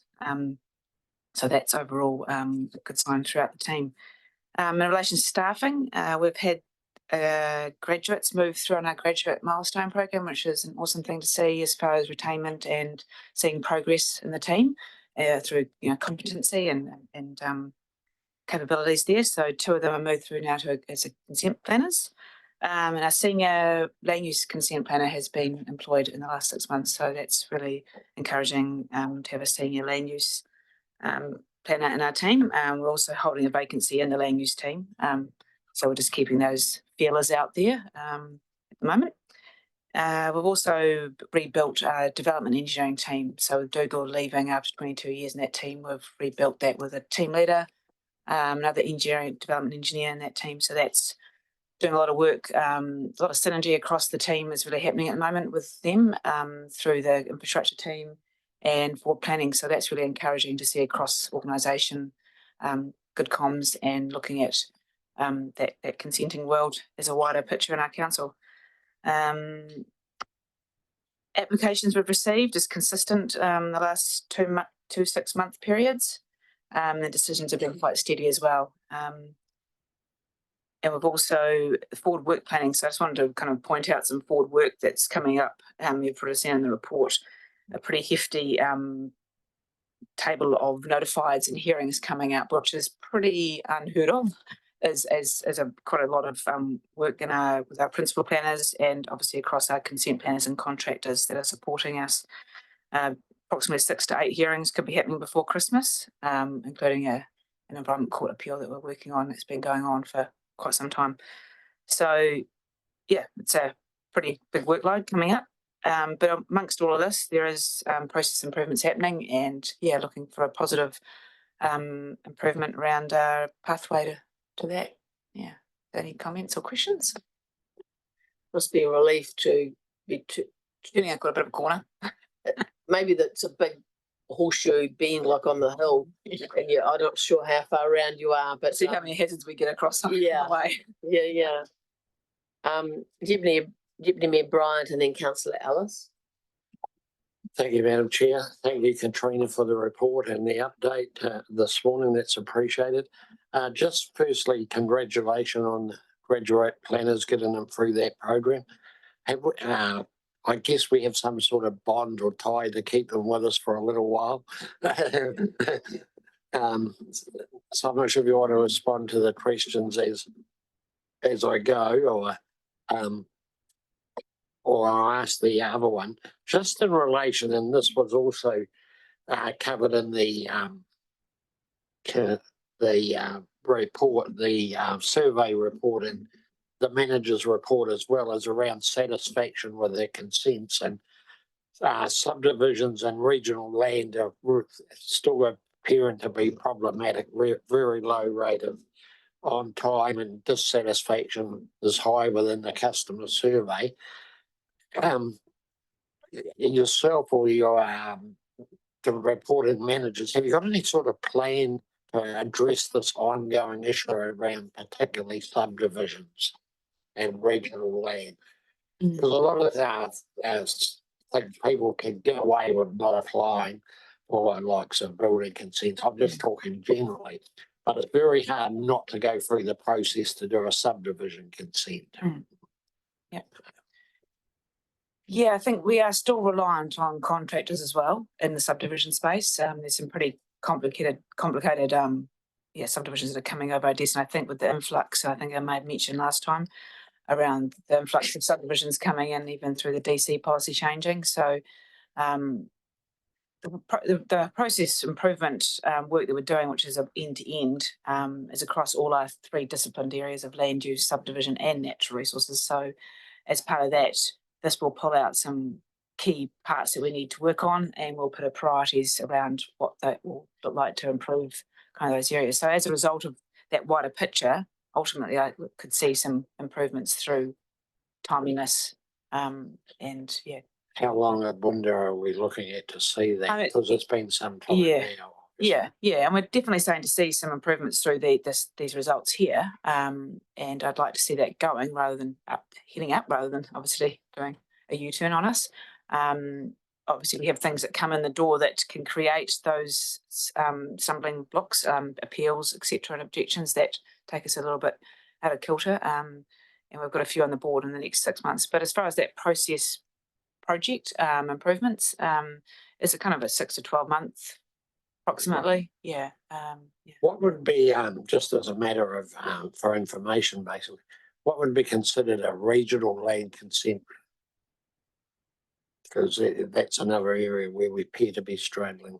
Yeah, so there's rules in the RMA that are either regional or district functions, and because we're unitary, we have that allowance where we can cross over with. So the regional team do actually work on consents that are technically land use, like earthworks, for example. They're actually a district TA function. But our regional team, because of their knowledge and capability around earthworks and sediment control and all that kind of that goes around, they process that part of it.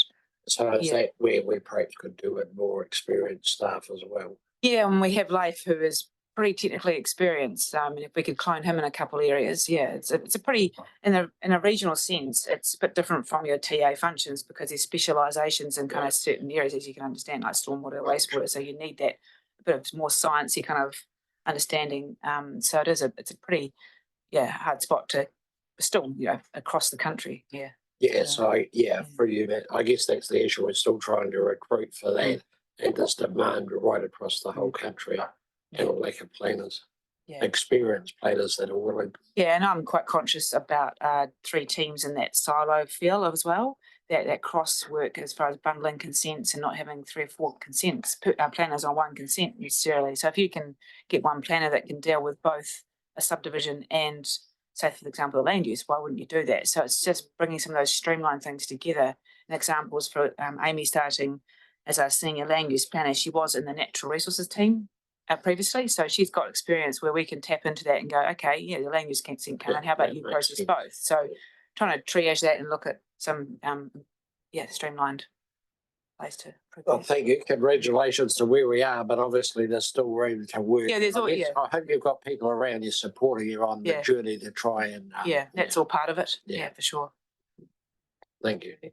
Councillor Ellis, then Councillor McKenzie. Thank you, through you, Chair. Thank you. I just want to acknowledge, it's a tough road you guys have all been on, and continues to be probably, I'm sure. I'm just wondering, just want to check in. I've been hearing a few murmurings that some people are starting to look a little more positive out there and are looking at doing some work.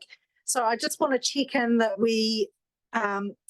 how's the team set to go if we start to see more activity out there, and do you have the resources that you need to be able to continue on this good work that you've managed to get done?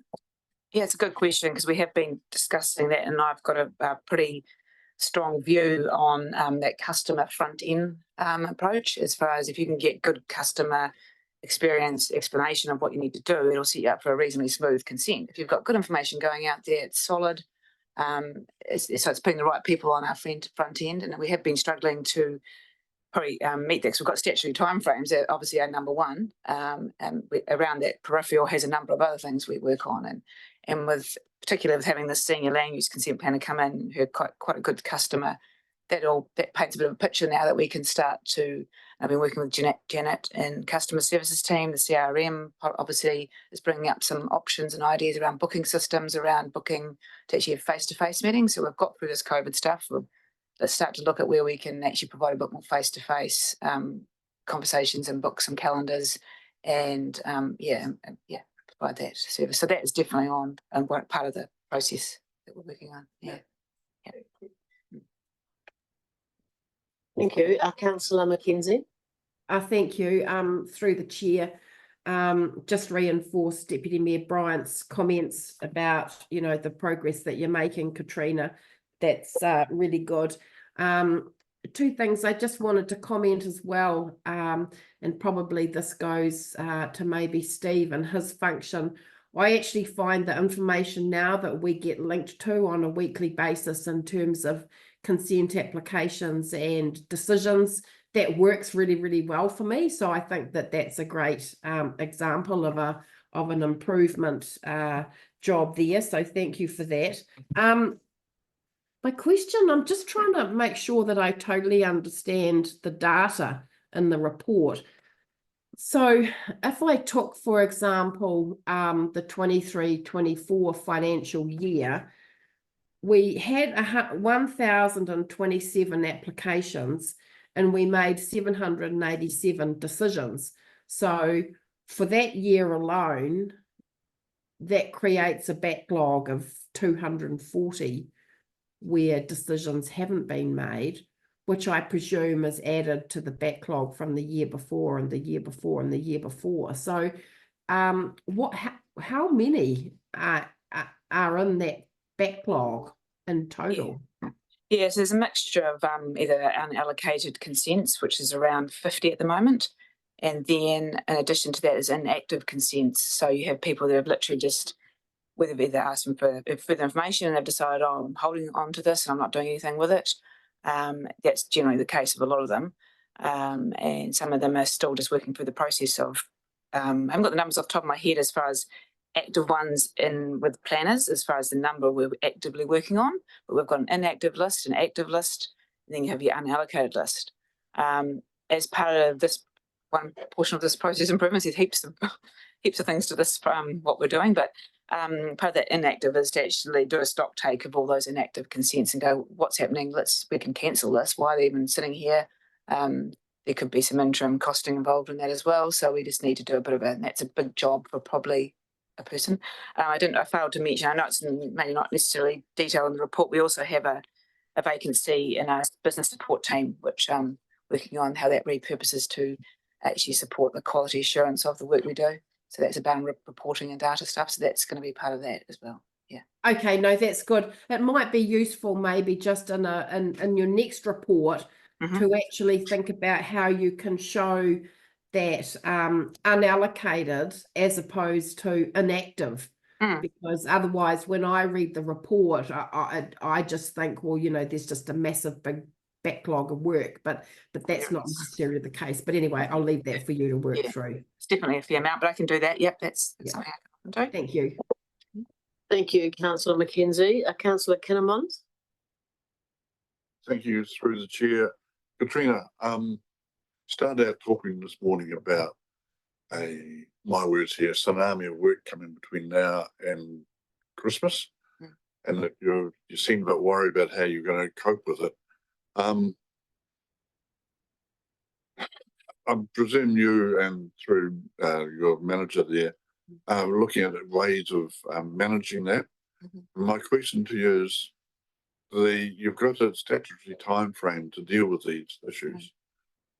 Can you, or are you able, with discussions with the applicant, able to push those times out to say after Christmas to April or that sort of thing to smooth the workload out?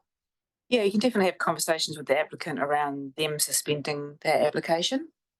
We can't just suspend it, but if you're in agreement with the applicant, if we're talking through setting hearing dates for certain things, we're trying to spread these hearings out obviously as well. So we're careful of how we maintain our principal planners around managing the hearing processes. So definitely conversations are happening with the applicants as to where that bit best fits. And they've got to sometimes in some hearings bring experts to these hearings. So it just depends when they're available. So it's a bit of and that's also, having some hearing admin support would be really helpful because our principal planners working in that space they could have some admin support really helps. That's that position I was talking about, business support, which I've already got a position in. The FTA is already sitting there, just working out what that job description looks like for the future. Yeah. Well done, thank you. Anything further? Have we moved anything? Thank you, Deputy Brian. Thank you, Councillor Maru. Look, I would acknowledge your considered and thoughtful approach through your leadership through all this time, really, Katrina. I know it's been incredibly stressful at times, and I think that the progress that's being made, because it's been such a difficult thing, although the trend's happening, and although it's not where you'd want it to be yet, I think, coming off a hard base, really. So I know a lot of thought and a lot of work and support from senior leaders around you's gone into this whole package, but at the centre of that is you and the team that you're managing and assisting to elevate up into, what you're wanting to have happen. So thank you for your contribution to all of that. And please pass on to the team our appreciation of the work that goes in. Yeah. Thank you for your support as well. I just want to that out as well. Thank you. Yeah. I'll put the resolution. All those in favour, please say aye. Against, carried. Thank you. And our final report, a soil monitoring report. Welcome.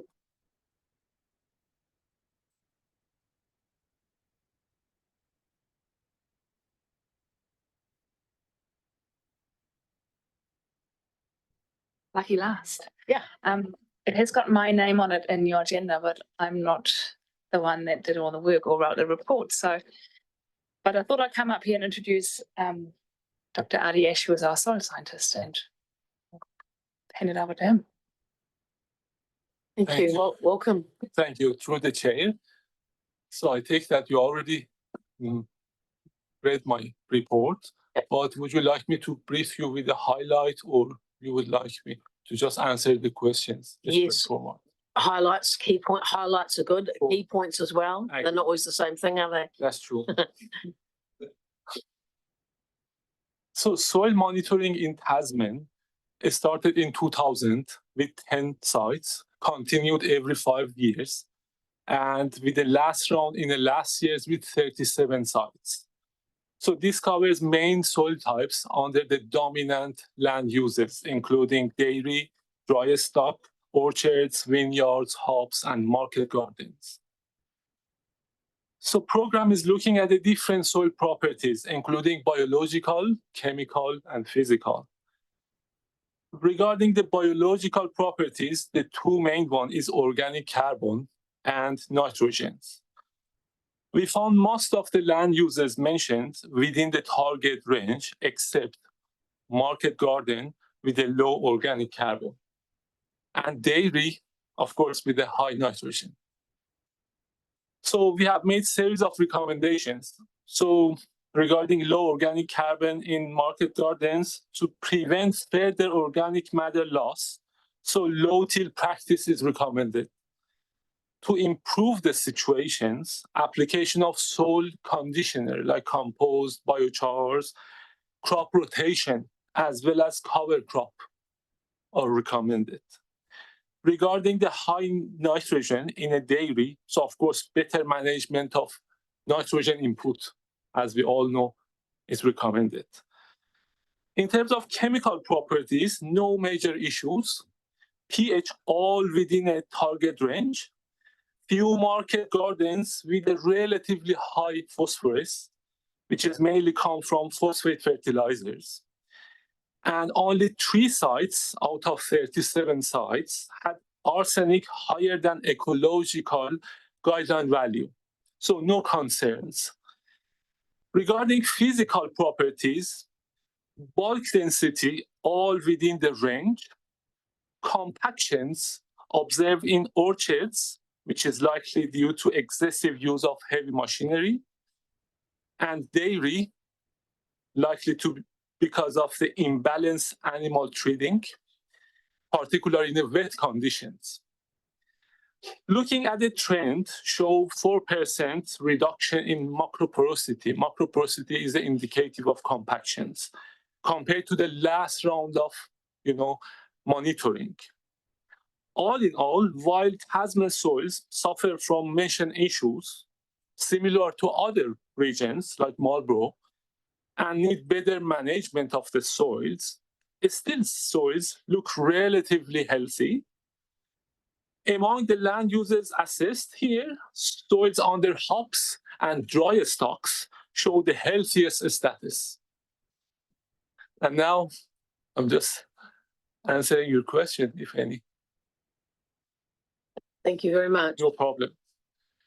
And this just add to that. So last year program was the largest program with the 37 sites.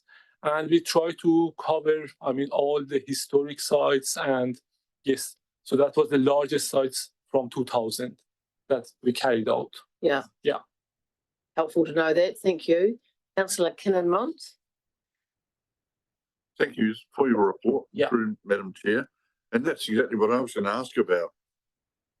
You started off with 10 sites. You've now got 37 sites for your sample. Tasman is huge in area and you've got a lot of diverse soil types. So is 37 enough, do you think? Or should you double that, quadruple that? Understood. Yes, I agree. I think it's not enough, but it's just a matter of, I think, budget and time.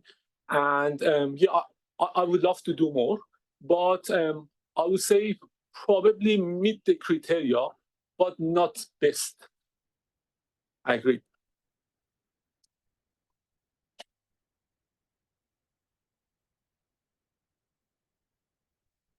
If it's still with me, just one last thing. I've got a shout out for the cows out there. They do a wonderful job, the cows, increasing microbial activities. So shout out for the farmers and the cows who don't always get a good rap. Sure. Councillor Ellis. Thank you. Thank you for your report. I kind of understood it. But it's really interesting. So this, I'm gathering, informs a lot of our work in the freshwater management space. Yeah. Are there other places that we use this information, and how do we feed back best practice to, for example, market gardens when it comes to areas like carbon and nitrogen? And so I think for a freshwater, the part that about the heavy metals, we can just compare it and it's useful. But rather that I would say just is purely for just, monitoring and reporting and just, letting know the public how healthy is the soil. So maybe Mirka knows if there's other uses of this.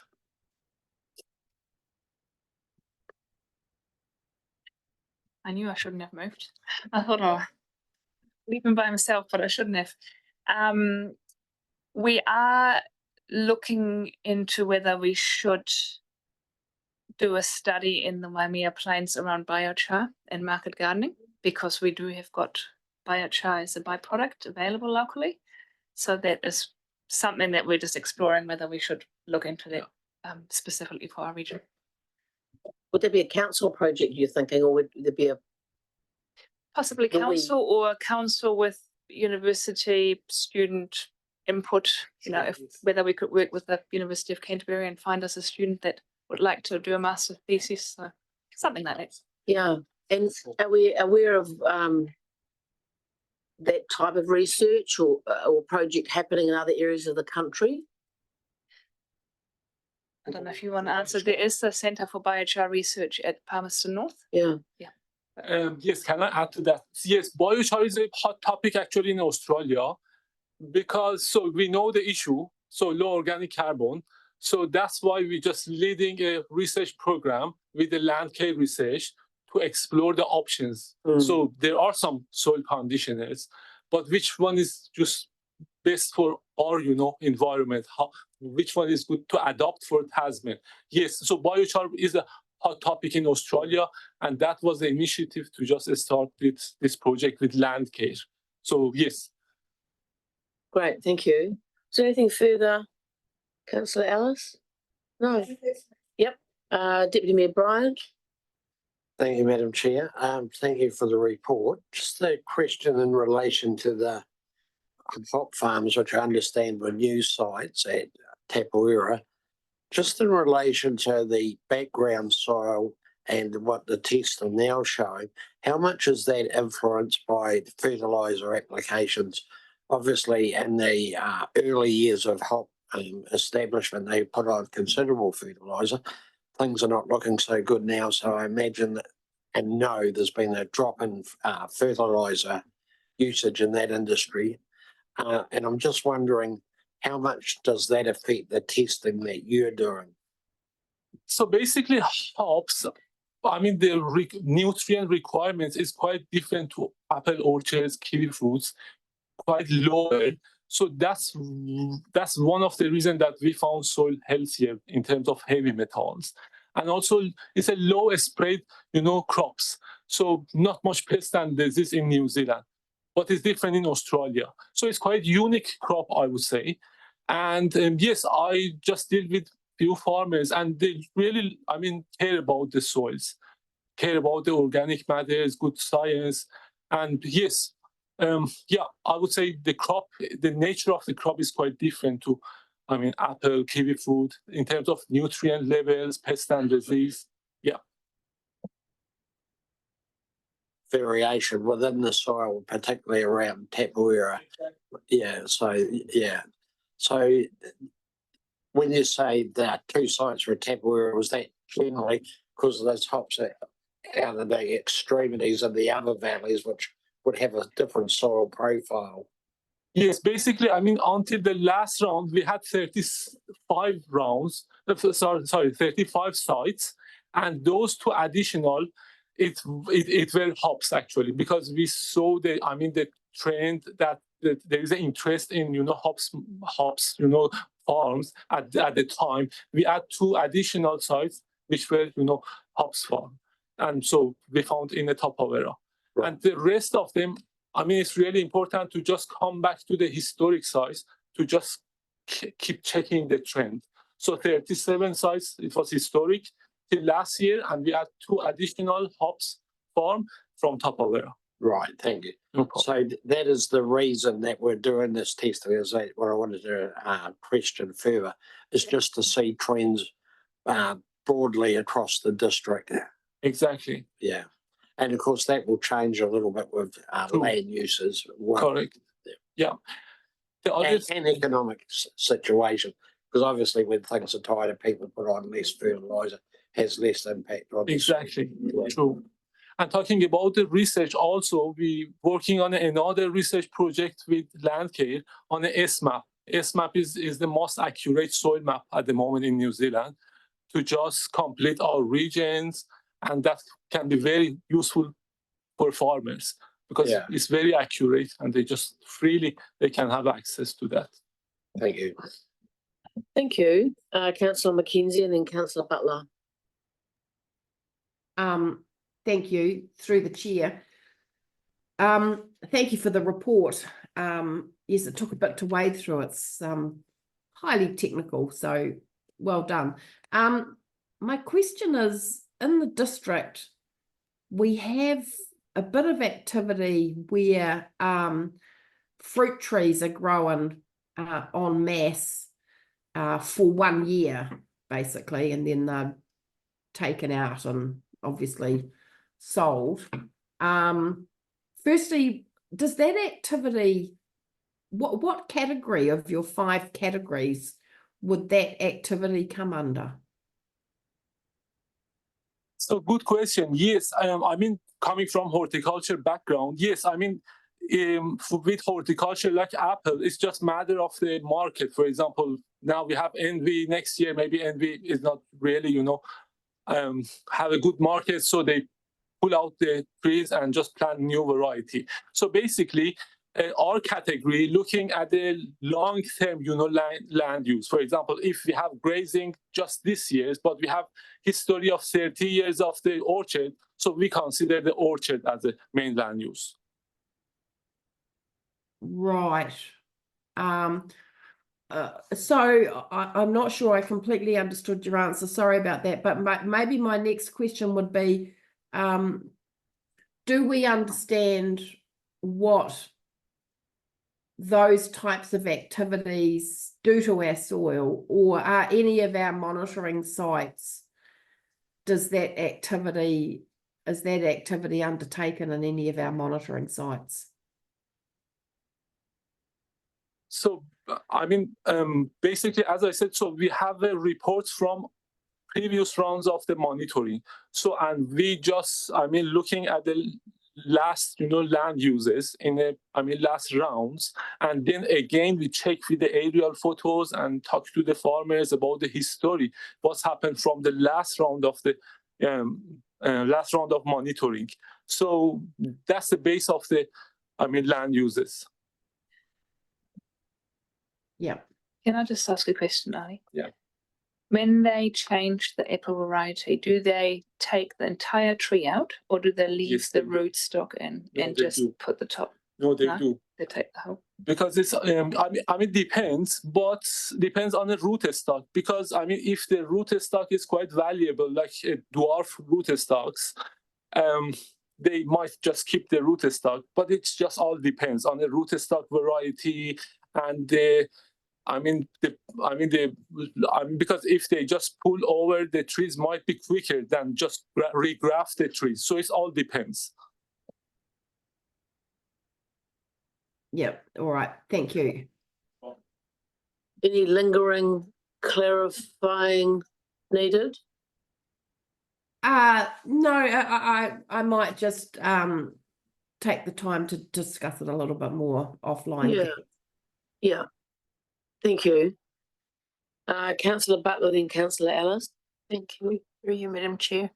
I just, as people have said, it is a technical report, but it's very interesting. Thank you. I just wanted to ask the question about soils emitting carbon. And I know that there's something in the news at the moment about peat soils and the amount of carbon that peat soils store, and when they're turned into pasture, they actually end up emitting a lot of carbon. I think I'm right in that. So generally our soils here that you've been looking at, do we have any particular soils that would be high carbon emitters? Do we have soils that will be storing carbon? And so is there interest among the landowners to try and increase the carbon storage and reduce emission of carbon in their land management? So yes, different soil type has a different, carbon, cycle. So for example, patzol soil, which is more mature, weathered, so completely different to fluvial recent soil, which is young, and not weathered soils. But looking specifically about that, it was outside of the scope of this. It was purely about the soil health, but that's correct. Yeah, there's some interesting commentary in the news, wasn't there, on some of the news programs this morning about that, and the flooding of areas, the idea of flooding areas again, peat areas. Councillor Ellis, looking for someone to move the report too. Thank you. Happy to move, Madam Chair. Thank you. Sorry to come back to this thing, but I'm just wondering, is there any intention to increase in the next cycle surveying through the plains? We have the dam coming online, which is supposed to help intensification in that area.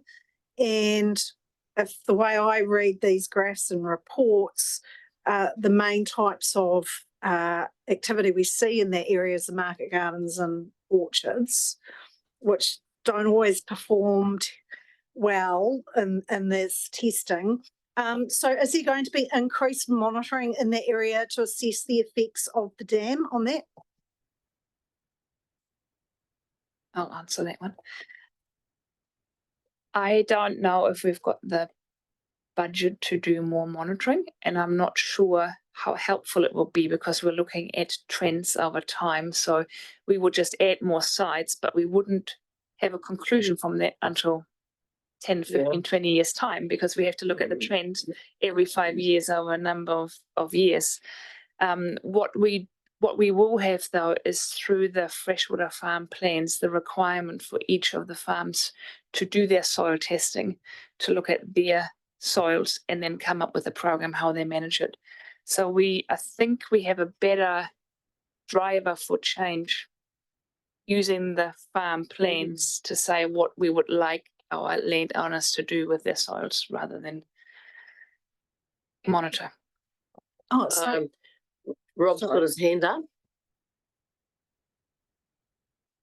Kia ora, just through the chair, just for context around state environment monitoring. So what Ari was talking about at the SMAP, so that's the broad scale mapping of our soils, and that's where we see beautiful variation, and we will in time come back to the state environment on soils, which will talk about our total soil cover and annual cycles within that. So what Ari's doing as part of this is, this is consistent nationally. So it was called the 500 Soils Program in 2000, and across the country there were 500 soils sampled, of which 10 were in Tasman. The idea of state of the environment is because you can't sample everything, we sample a representative group.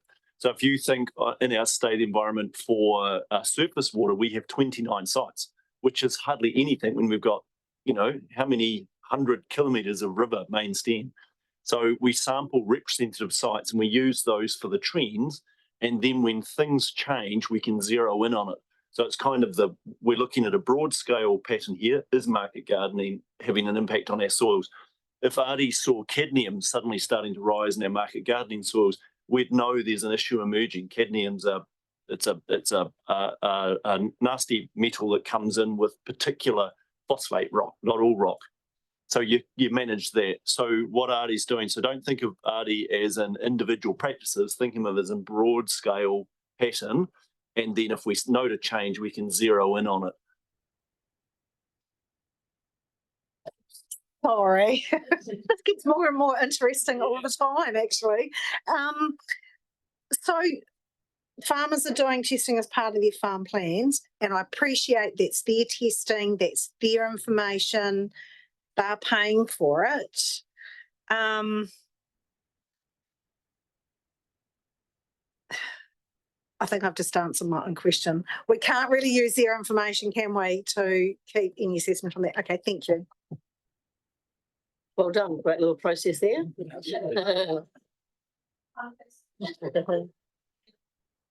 Yes, please. We can request the information. The regulation is written in a way that they don't submit it to us, but in circumstances where we've got enough reasoning, we can go on farm and have a look at it if we would like. If that helps. Yeah. Probably helped by a relational way of advancing this area of work. Yeah. Wait, somebody moved, Councillor Al's moved. Has someone second yet? No. Is there anything further around this report? Looking for a seconder. Yeah. Councillor Maru, thank you. I'll put the resolution. All those in favour, please say aye. Aye. Against, carried. Thank you very much.